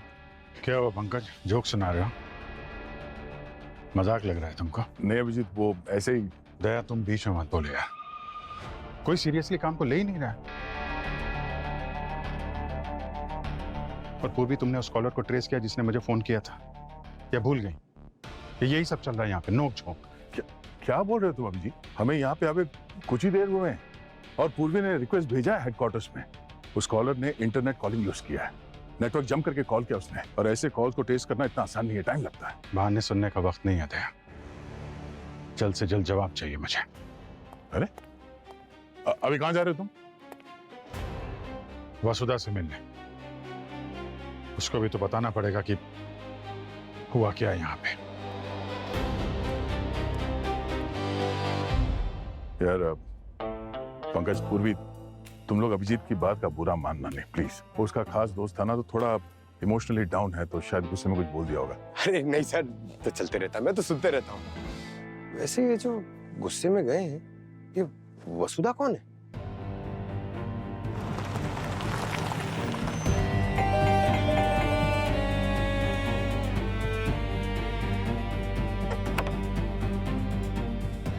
अभिजीत, तुम इतने सालों बाद कैसे हो तुम? आओ अंदर, आओ आओ आओ।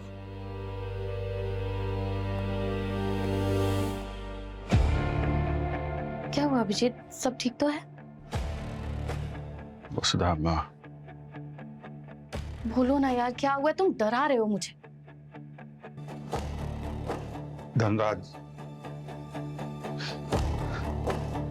धनराज हमारे बीच नहीं रहा वसुधा।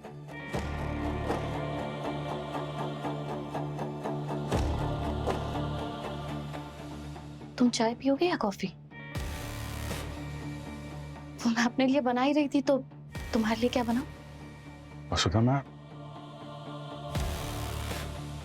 मैं तुम्हें धनराज की मौत की खबर सुना रहा हूं, तुम चाय कॉफी पूछ रहे? अभिजीत, धनराज तो मेरे लिए सालों पहले मर चुका था। वो एक सच्चा और अच्छा पब्लिक प्रोसिक्यूटर था, लेकिन एक अच्छा पति कभी नहीं था। उसने मुझे कभी प्रायोरिटी नहीं दी, हमेशा मुझसे पहले उसके लिए उसका काम ही आता था। और अब जब वो नहीं है तो शायद मैं फ्री होकर अपनी जिंदगी जी पाऊंगी। इतनी प्रॉब्लम थी उसके जिंदा रहने से तो अलग रह सकती थी, डिवोर्स ले सकती थी। हाँ, तो अलग ही तो रह रही थी ना मैं। पिछले 6 सालों से मैं धनराज से अलग ही रह रही थी, और इस 6 साल में पता नहीं कितनी बार मैंने उसको डिवोर्स के पेपर भेजे, लेकिन ना वो डिवोर्स के पेपर पे साइन कर रहा था, ना मुझे छोड़ रहा था। ताज्जुब है, एक दोस्त होने के नाते सब कुछ जानते हुए भी तुम मुझसे ये पूछ रहे हो कि मैंने डिवोर्स क्यों नहीं मांगा।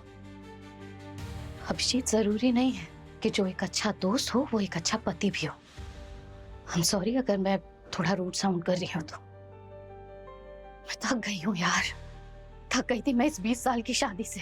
कितना कुछ सोचा था मैंने कॉलेज के बाद करने का, अब क्या कर रही थी मैं? हाँ, कुछ भी नहीं। सब कुछ छोड़ दिया था मैंने उस धनराज के लिए, और बदले में क्या मिला मुझे? अकेलापन, मायूसी, बस। I'm sorry वसुधा, मैं तुम्हारी तरफ से कभी सोच नहीं पाया। कॉलेज से लेके अब तक शायद धनराज का दोस्त बन पाया, तुम्हारा कभी नहीं। I'm sorry। कोई बात नहीं अभिजीत, तुम जैसा दोस्त भी तो नसीब से ही मिलता है ना, और शायद मेरा नसीब इतना अच्छा ना हो। वसुधा, बुरा मत मानना, प्रोटोकॉल है। जब तक इन्वेस्टिगेशन पूरी नहीं हो जाती तब तक तुम शहर छोड़ के मत जाना please. I know, I'm also one of the suspect, right? नहीं, ऐसा नहीं है, फॉर्मेलिटी है। किसी भी चीज की जरूरत हो, कोई हेल्प चाहिए तो प्लीज मुझे कॉल करना। Sure। ओके।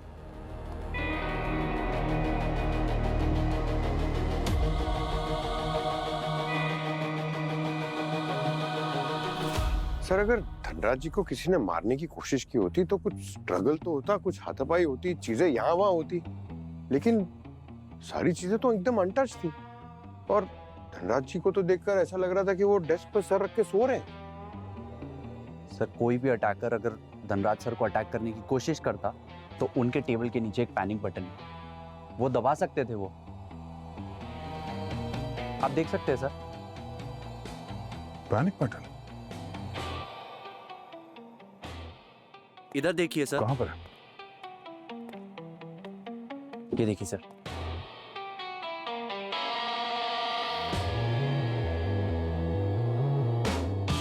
अगर यहाँ पर पैनिक बटन था तो धनराज जी ने इसे दबाया क्यों नहीं? ऐसा क्या हुआ था यहाँ पे? अब इसका जवाब तो डॉक्टर सालों को ही दे सकते हैं। भाई, इस बार मुझे माफ कर दो। इस बार मैं कुछ भी क्लियर नहीं बोल पा रहा हूँ अब तक यार। क्यों क्लियर नहीं बोल पा रहा? तू कहता है ना कि फोरेंसिक में ऐसी कोई चीज नहीं जिसका जवाब नहीं मिलता। अरे डॉक्टर साहब, हम सिर्फ ये जानना चाहते हैं कि धनराज की मौत नेचुरल डेथ है या मर्डर है? अरे दया, हम ये जानना चाहते हैं, मुझे मालूम है, लेकिन मुझे खुद को समझ में नहीं आ रहा, तो आप लोगों को क्या बताऊं कि नेचुरल डेथ है या... तो आप ये बोल रहे हो ये मर्डर नहीं है? नहीं, मैं ये नहीं कह रहा हूँ। दरअसल मैं ये कह रहा हूँ कि मुझे समझ में नहीं आ रहा है। हो सकता है ये मर्डर हो सकता है मर्डर नहीं हो सकता है नेचुरल डेथ हो सकता है नेचुरल डेथ नहीं हो। मजाक है? नेचुरल डेथ नहीं भी हो सकती है, मर्डर हो सकता है, ये क्या है साहब के? अरे यार मतलब सर वहाँ पे क्राइम सीन पे तो हमने साफ देखा था, ये धनराज की जीभ मोटी हो गई थी, सूज गई थी, हाँ? इसके होंठ नीले पड़ गए थे, ये नाखून ब्लू हो गए थे और आंख पे वो रेड डॉट आ गया था। तो इसका मतलब तो यही हुआ ना, ये सिम्टम्स सफोकेशन के। तुम बिल्कुल ठीक कह रहे हो और इनफैक्ट पोस्टमार्टम रिपोर्ट भी यही बोल रही है कि इसकी डेथ सफोकेशन से हुई है, दम घुटने की वजह से। अरे तो सिंपल है ना डॉक्टर साहब, इसको सफोकेट करके मारा गया है। आप बात को गोल गोल घुमा रहे हो। नहीं घुमा रहा भाई, मैं गोल गोल नहीं घुमा रहा। देखो मैं समझाता हूँ, अगर किसी ने इसका दम घोटा है तो किसी ने इसको रस्सी से खींचा होगा तो रस्सी के निशान आने चाहिए, और हाथ से अगर मुंह दबाया होगा तो हाथ के निशान आने चाहिए। लेकिन यहाँ पर तो कुछ भी निशान नहीं है, एकदम क्लीन है। तो सर तो ऐसा भी हो सकता है ना कि नाक या मुंह पे कपड़ा या हैंकी रख के दबाए हो ताकि निशान ना बने। नहीं पंकज, ऐसा नहीं हो सकता। देखो अगर रुमाल से या कपड़े से भी इसका मुंह दबाया होगा ऐसे, तो इसकी नोस्ट्रिल्स में, नाक के अंदर कपड़े के छोटे छोटे फाइबर तो मिलने चाहिए ना, या प्रेशर का कोई तो चिन्ह होना चाहिए ना। लेकिन ऐसा कुछ भी नहीं है। ये तो ऐसा लगता है जैसे इसने अचानक सांस लेना बंद कर दिया और मर गया। अभिजीत, जिसने भी धनराज को मारा है ना, उसने कोई सुराग नहीं छोड़ा है, और दुनिया में ऐसा कोई खून नहीं हुआ जिसका कोई सुराग ना मिले। सुराग मिलेगा। तो जैसे वीर ने बताया था, धनराज सर ने अपने सेफ रूम में सीसीटीवी नहीं लगवाया था प्राइवेसी के लिए, लेकिन सेफ रूम के बाहर एक सीसीटीवी था जिसमें साफ दिख रहा है कि धनराज सर 10:22 पर गए थे सेफ रूम में अकेले। ये घर में जो लोग काम कर रहे थे वो कहाँ थे? उनका कोई फुटेज है? हाँ सर, ये वीर और सिक्योरिटी गार्ड्स तो घर के बाहर ही थे सर, और सर्वेंट्स अपना अपना काम कर रहे थे घर के अंदर जब सीआईडी वहाँ क्राइम सीन पे पहुंची। तो फिर ये किया किसने? पंकज, वो वसुधा, उसके बारे में कुछ पता चला? कहाँ थी वो जब धनराज का खून हुआ? सर वो मैंने पंकज को बोला कि वसुधा को सस्पेक्ट लिस्ट से बाहर निकाल दे। मगर अभिजीत, तुमने खुद कहा था कि वसुधा को कोई शॉक नहीं लगा जब उसने खबर सुनी धनराज की मौत का, तो वो तो प्राइम सस्पेक्ट है। हाँ, पर वो धनराज की वाइफ है, मेरी पुरानी दोस्त है, मैं जानता हूँ ऐसा नहीं कर सकती। अभिजीत, धनराज के मौत के बाद धनराज का सारा पैसा, प्रॉपर्टी सब वसुधा को होने वाला है, तो वो तो प्राइम सस्पेक्ट बनती है ना। तो मेरे जजमेंट पे शक कर रहा है? मैं सीआईडी ऑफिसर अभिजीत के जजमेंट को शक नहीं कर रहा। हाँ, अगर एक इमोशनल दोस्त बोल रहा है तो शक तो होगा। अभिजीत, दया ने जो कहा बिल्कुल सही कहा। जब तक कोई सबूत नहीं मिलता तब तक वसुधा सस्पेक्ट लिस्ट में ही रहेगी। ठीक है, निकाल लो डिटेल्स उसके, कुछ मिलने वाला है नहीं, टाइम वेस्ट कर रहा है। अभी तक हमें कुछ पता नहीं चला कि सेफ रूम के अंदर धनराज की मौत हुई कैसे, इतनी सिक्योरिटी के बीच में कोई उसे मार के कैसे निकल गया।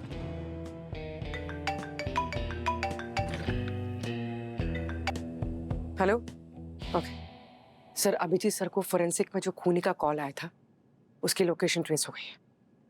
कहाँ से आया था? सर, खूनी ने इंटरनेट कॉलिंग यूज की थी, अलग अलग टावर से सिग्नल बाउंस हो रहा था, तो हमने सारी लोकेशंस को गैदर किया, स्टेप बाय स्टेप डिकोड किया, तब उसकी अप्रोक्सीमेट लोकेशन पता चली है। पूर्वी कॉल कहाँ से आया था? सर, सेंट्रल जेल से। सेंट्रल जेल से?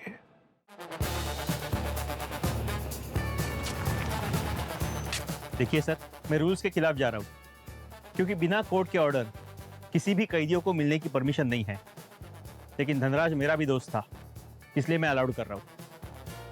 थैंक यू जेलर साहब। जितने भी वो कैदी हैं जिसको हमारे धनराज जी ने अरेस्ट करवाया, हम उन सबसे मिलना चाहते हैं।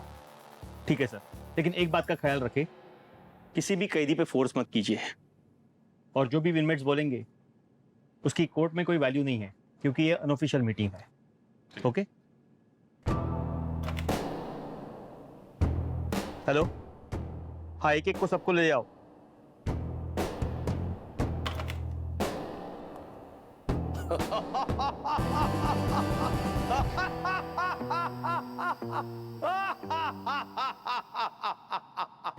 ये वही लाफ्टर होते हैं जब फोन करते हैं।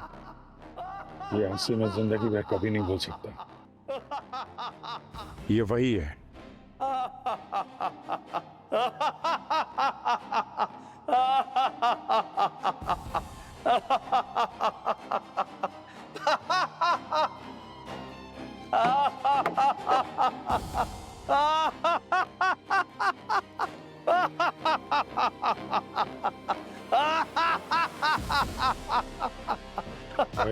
वही हंसी है।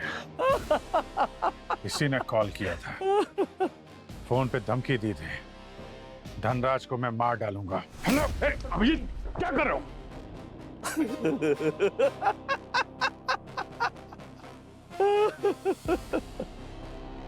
हाँ, मैंने ही कॉल किया था।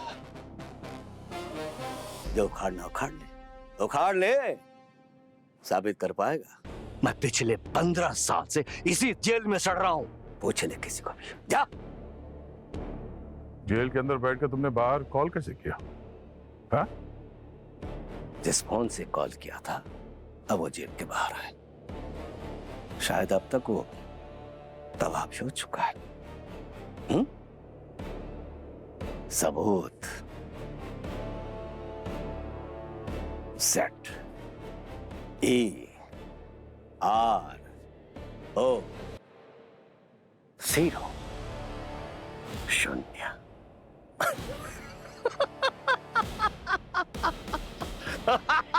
क्यों किया तूने ये सब? 15 साल पहले धनराज ने मुझे अंदर किया था। अब 1 महीने बाद मैं जेल से बाहर आ जाऊंगा। तब मैंने सोचा अपना कमबैक एक धमाके के साथ शुरुआत करूं। कबीरा ने जेल में बैठकर कैसे अपने दुश्मन को खत्म कर दिया। CID में कुछ नहीं उखड़ पाए, कुछ नहीं उखड़ पाए। वापस डॉन बनूंगा। पूरे मुंबई को मालूम पड़ना चाहिए मेरी दहशत, मेरी गुंडई की। फिर अपना पुराना हिसाब चुकाऊंगा एक एक से। उस लिस्ट में तुम सभी का नाम है। ए, जबान संभाल के बात कर, समझा? क्या सोचा 15 साल में कबीरा खत्म हो गया? अरे नहीं नहीं नहीं नहीं, अब भी मेरे बाहर बहुत सारे लड़के हैं।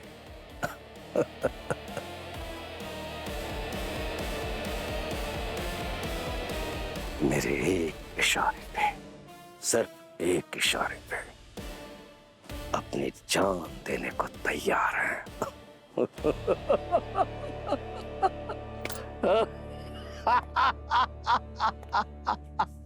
फंस गया कबीरा, फंस गया तू। जाने अनजाने में तुझसे एक बहुत बड़ी गलती हो गई। वो फोन कॉल जिस पे तू हंस रहा था ना, अब वो तुझे बहुत रुलाएगा। वो फोन कॉल तुझे और तेरे साथी पे बहुत भारी पड़ेगा।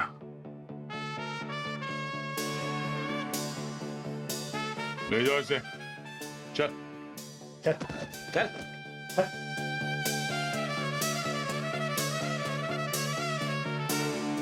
एक बात नोटिस किया तुमने?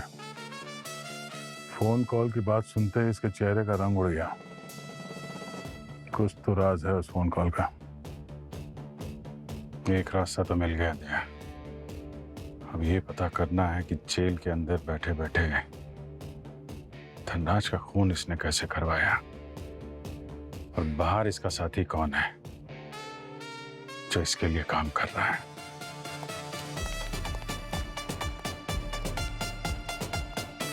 सर ये कबीरा की पूरी डिटेल्स। सर रूमर्स थे कि 15 साल पहले कबीरा देश छोड़कर जाने वाला था और उसने धनराज सर को कॉल किया था कि वो उसे कोर्ट में रिप्रेजेंट करे और बेल दिलवाए। और सर धनराज ने उसकी लोकेशन पुलिस को दे दी, और जब पुलिस वहां पहुंची कबीरा फायरिंग करने लग गया। क्रॉस फायरिंग में गलती से उसकी बीवी को गोली लग गई सर, और वो वहीं मर गई। तभी से कबीरा ने ठान लिया कि धनराज उसकी बीवी की मौत का जिम्मेदार है, और उसने ये सोच लिया कि वो उसे कभी जिंदा नहीं छोड़ेगा। अच्छा, तो कबीरा की बीवी के अलावा फैमिली में और भी कोई होगा ना? सर ऐसा सुनने में आया था कि उनकी 10 साल की औलाद थी, लेकिन वो इस हादसे के बाद कहाँ है ये पता नहीं चला सर। सर अगर वाकई उनकी कोई औलाद थी तो आज करीब उसकी उम्र 25 साल होगी, तो हो सकता है अपने बाप की मौत का बदला लेने के लिए उसे मार दिया हो। हाँ, कबीरा जेल में और बाहर का सब काम ये कबीरा के लिए उसका बेटा ही करता होगा। एक काम करो पूर्वी, पिछले 15 सालों में कबीरा को कौन कौन मिलने आए थे उसकी लिस्ट लेकर आ, देखे तो सही सर। कुछ पता चलेगा। अब रही बात धनराज के सेफ हाउस की, धनराज को लगता था कि उस सेफ हाउस में उसे कुछ नहीं होगा, कोई कुछ नहीं कर सकता, पर कोई तो था जो धनराज के उस सेफ हाउस में घुसा और धनराज को मारकर चला गया। अरे सर, आप सब इतनी मेहनत कर रहे हैं हमारे सर की खूनी को पकड़ने के लिए, थोड़ा चाय नाश्ता तो बनता है। अरे यार हाउ स्वीट, कोई तो सोच रहा है हमारे बारे में। Thank you sir. Thank you. Thank you. अरे नहीं नहीं नहीं, अरे नहीं, गरम है, गरम है। एक मिनट इधर जल गया। बैठिए यहाँ बैठिए। फर्स्ट एड कहाँ है? फर्स्ट एड कुछ। हाँ, अरे आराम से रिलैक्स। चल रहा है वो। अरे सर एक मिनट पहले देख लो, ये फर्स्ट एड में ज्यादातर दवाइयाँ एक्सपायर्ड होती हैं सर। हाँ?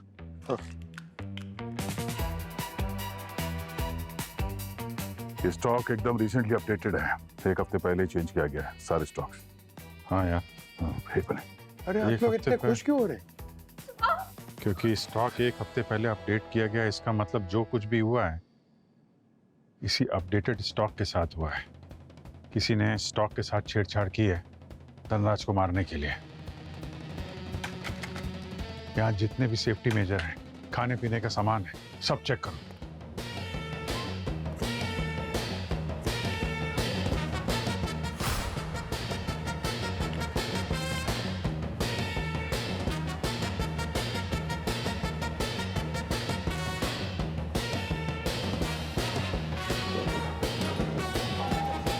ये सारे फायर एक्सटिंग्विशर तो खाली है।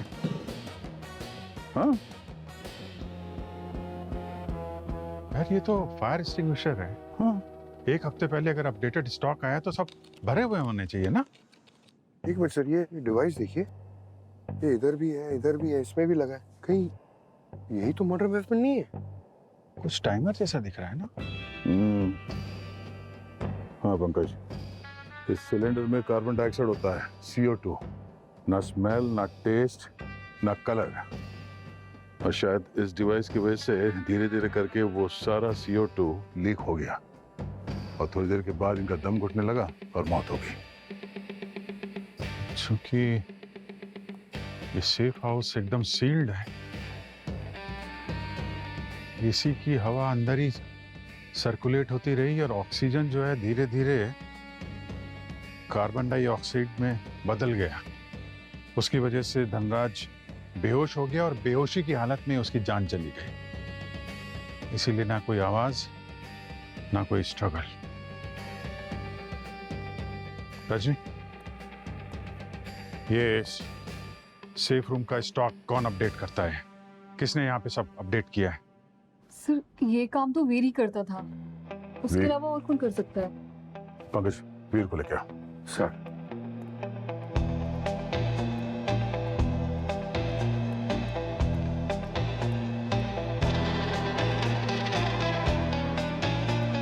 वीर कहाँ है? मेजर वीर कहाँ है? मेजर वीर वो तो सुबह से गायब है, किसी को नहीं पता वो कहाँ गए। गायब है? हाँ, पता नहीं कहाँ चले गए बिना किसी को कुछ बताए, हमें भी नहीं पता।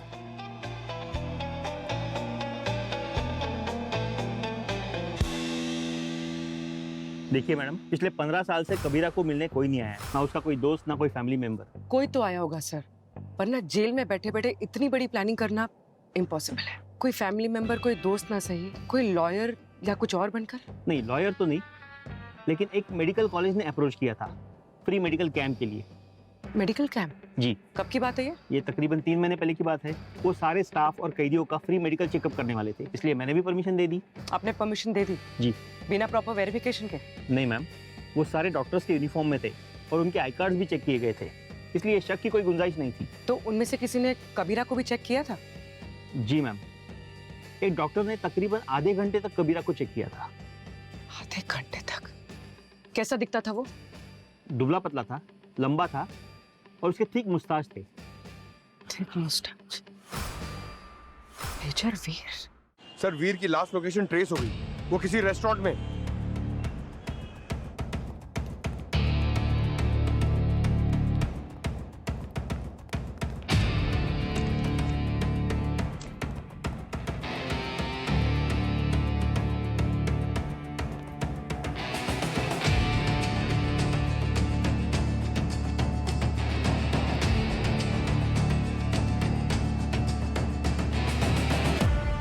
तुम्हारे पास तो हमेशा गन रहती है ना, फिर बुजदिलों की तरह फायर एक्सटिंग्विशर से क्यों मारा धनराज को तुमने? नहीं सर, धनराज सर को मैंने नहीं मारा। मैं एक सोल्जर हूँ, अपनी ड्यूटी के लिए अपनी जान भी दे सकता हूँ। मैंने तो कसम खाई थी उनकी हिफाजत करने की। तो फिर तुम उसके बाद गायब क्यों हो गए? छुप क्यों रहे हो? सीआईडी के ऊपर गन तानोगे तुम? हाँ? सर मुझे लगा कोई अटैकर्स है और मेरी टीम ने बताया था धनराज सर को फायर एक्सटिंग्विशर से मारा गया है, तभी मैंने अपनी इन्वेस्टिगेशन शुरू कर दी। इन्वेस्टिगेशन? कैसी इन्वेस्टिगेशन? सर धनराज सर के सेफ रूम के सप्लाई 6 महीने तक चेंज नहीं होने थे, लेकिन किसी ने मेरी सिग्नेचर फॉर्ज करके नए सप्लाईज मंगा लिए। आप चेक कर सकते हैं,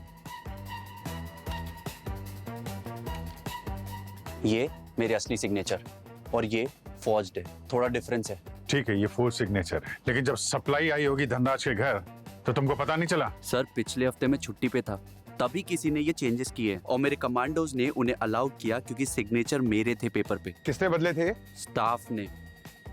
तुम्हारे किसी भी बात पे विश्वास नहीं कर सकते हैं, इसलिए जब तक हम लोग तुम्हारे स्टेटमेंट को क्रॉस चेक नहीं कर लेते तुम हमारी कस्टडी में रहोगे। तो हमें ये पता करना पड़ेगा कि विक्टर और मोहन इनमें से कबीरा का आदमी कौन है, कौन है उसका बेटा। Hello, what?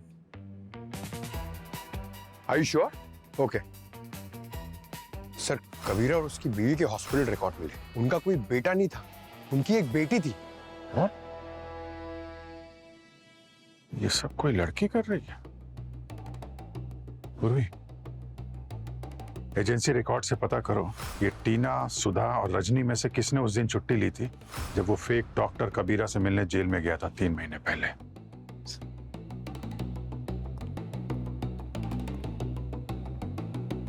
लड़की। चल यार सुधा, जल्दी कर यार। अरे ये सब क्या हो रहा है? ये बैग पैक करके कहाँ जा रहे हैं आप लोग? सर वो एजेंसी से कॉल आया था, धनराज सर तो अब रहे नहीं तो कंपनी हमें वापस बुलाया है। अब वो हमें किसी और क्लाइंट के यहाँ पे भेजेंगे। सर आपको कुछ पता चला धनराज सर को किसने मारा? हाँ वो भी पता चल जाएगा, पर ये रजनी कहाँ है? दिखाई नहीं दे रही। अब सर वो तो सुबह ही जल्दी जल्दी में निकल गई। ये 3 महीने पहले रजनी ने छुट्टी ली थी क्या? सर हो सकता है उसने ली हो, क्योंकि हम सब लोग ही छुट्टी लेते रहते हैं। नहीं, मैं 7 जून की बात कर रहा हूँ, कुछ याद है? सर 3 महीने पहले हाँ सर, उसने छुट्टी तो ली थी, ऐसा कुछ कह रही थी कि उसके किसी पुराने रिश्तेदार को मिलने जाना है, बट सर मुझे डेट याद नहीं है।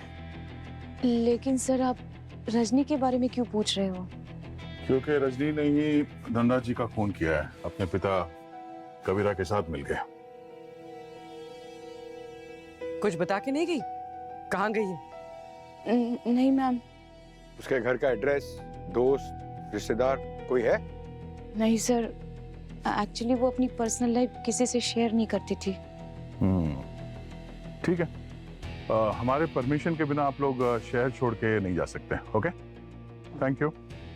पंकज, एजेंसी से इस रजनी का एड्रेस निकालो और पूरी मोबाइल ट्रेस करो, देखो कहाँ है, कब तक भागेगी वो। सर लास्ट लोकेशन रजनी का यही इस चौल में ट्रेस हुआ है। सर एजेंसी से जो रजनी के घर का एड्रेस मिला है वो भी यही है।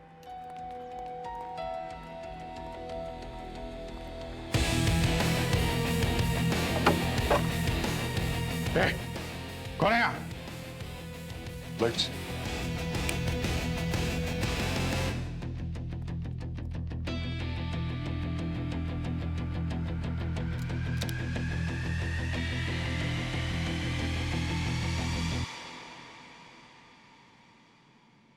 She's dead, sir.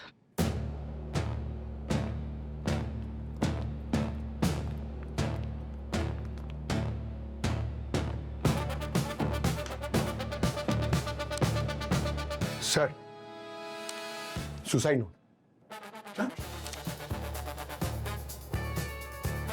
मैं रजनी हूँ, कबीरा की बेटी। मैंने ही मेरी माँ के खूनी धनराज को मारा है। मैं जिंदगी भर जेल में नहीं रहना चाहती जैसे मेरे बाप को रहना पड़ रहा है, इसलिए मैं अपनी जान खुद ले रही हूँ। मतलब सर ये केस तो सॉल्व हो गया? इसने कन्फेस कर लिया कि इसी ने धनराज को मारा है? नहीं पंकज, केस अभी सॉल्व नहीं हुआ है। केस अभी भी ओपन है।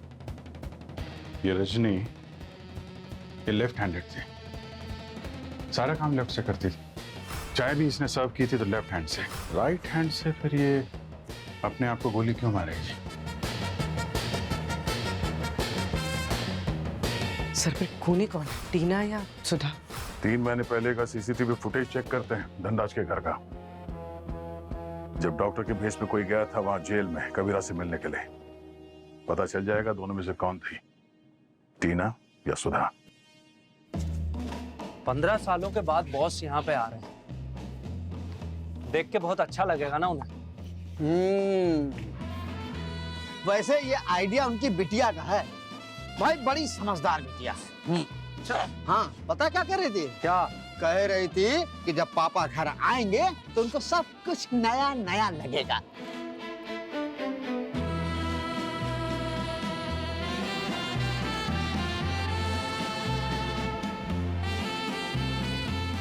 कौन हो बे?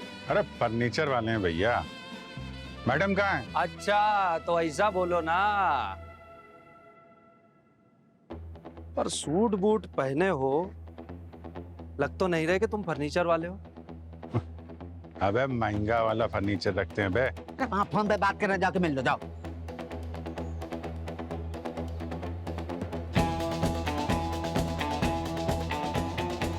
पुराने धंधे को वापस चालू करने का टाइम आ गया है। फिर से पूरी मुंबई पे राज करेंगे। इंतजार खत्म हुआ, पापा घर वापस आ रहे हैं। पापा बाहर नहीं आने वाले, लेकिन तुम अंदर जरूर जाने वाली हो।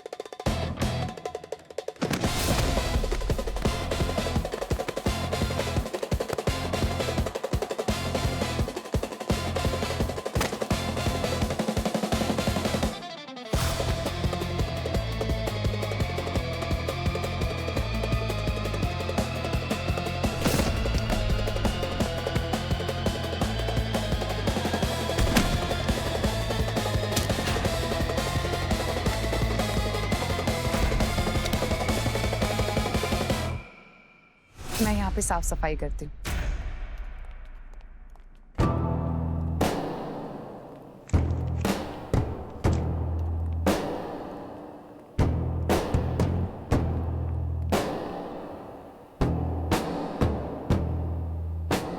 सुधा? हाँ सुधा, तुम्हारी बेटी। बताओ सुधा, क्यों किया तुमने ये सब? माँ के मरने के बाद और पापा के जेल जाने के बाद मैं पुराने कांटेक्ट की मदद से देश के बाहर भाग गई। लेकिन मेरी जिंदगी का एक ही मकसद था, उस धनराज को उसके किए की सजा दिलवाना। और इसीलिए धनराज को मैंने अपना मिशन बना लिया। तुम धनराज के घर में कैसे पहुंचे? मैंने अपनी एक झूठी पहचान बनाई, उसके थ्रू मैं सर्वेंट एजेंसी पहुंची। वहां से मैंने धनराज के घर पे सर्वेंट की तरह काम करना शुरू किया, लेकिन दिन रात बस मैं यही सोचती रहती थी कि मैं उसे कैसे मारूंगी। फिर मैंने प्लान बनाया। प्लान बनाने के बाद 15 साल बाद पहली बार अपने पापा से मिलने के लिए जेल गई और वहां मैंने उनको सब कुछ बता दिया, पूरा प्लान बता दिया। यहीं पे तुमने गलती कर दी सुधा।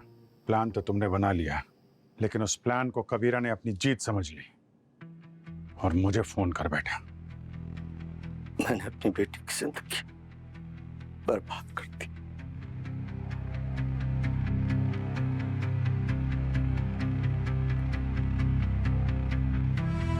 कबीरा,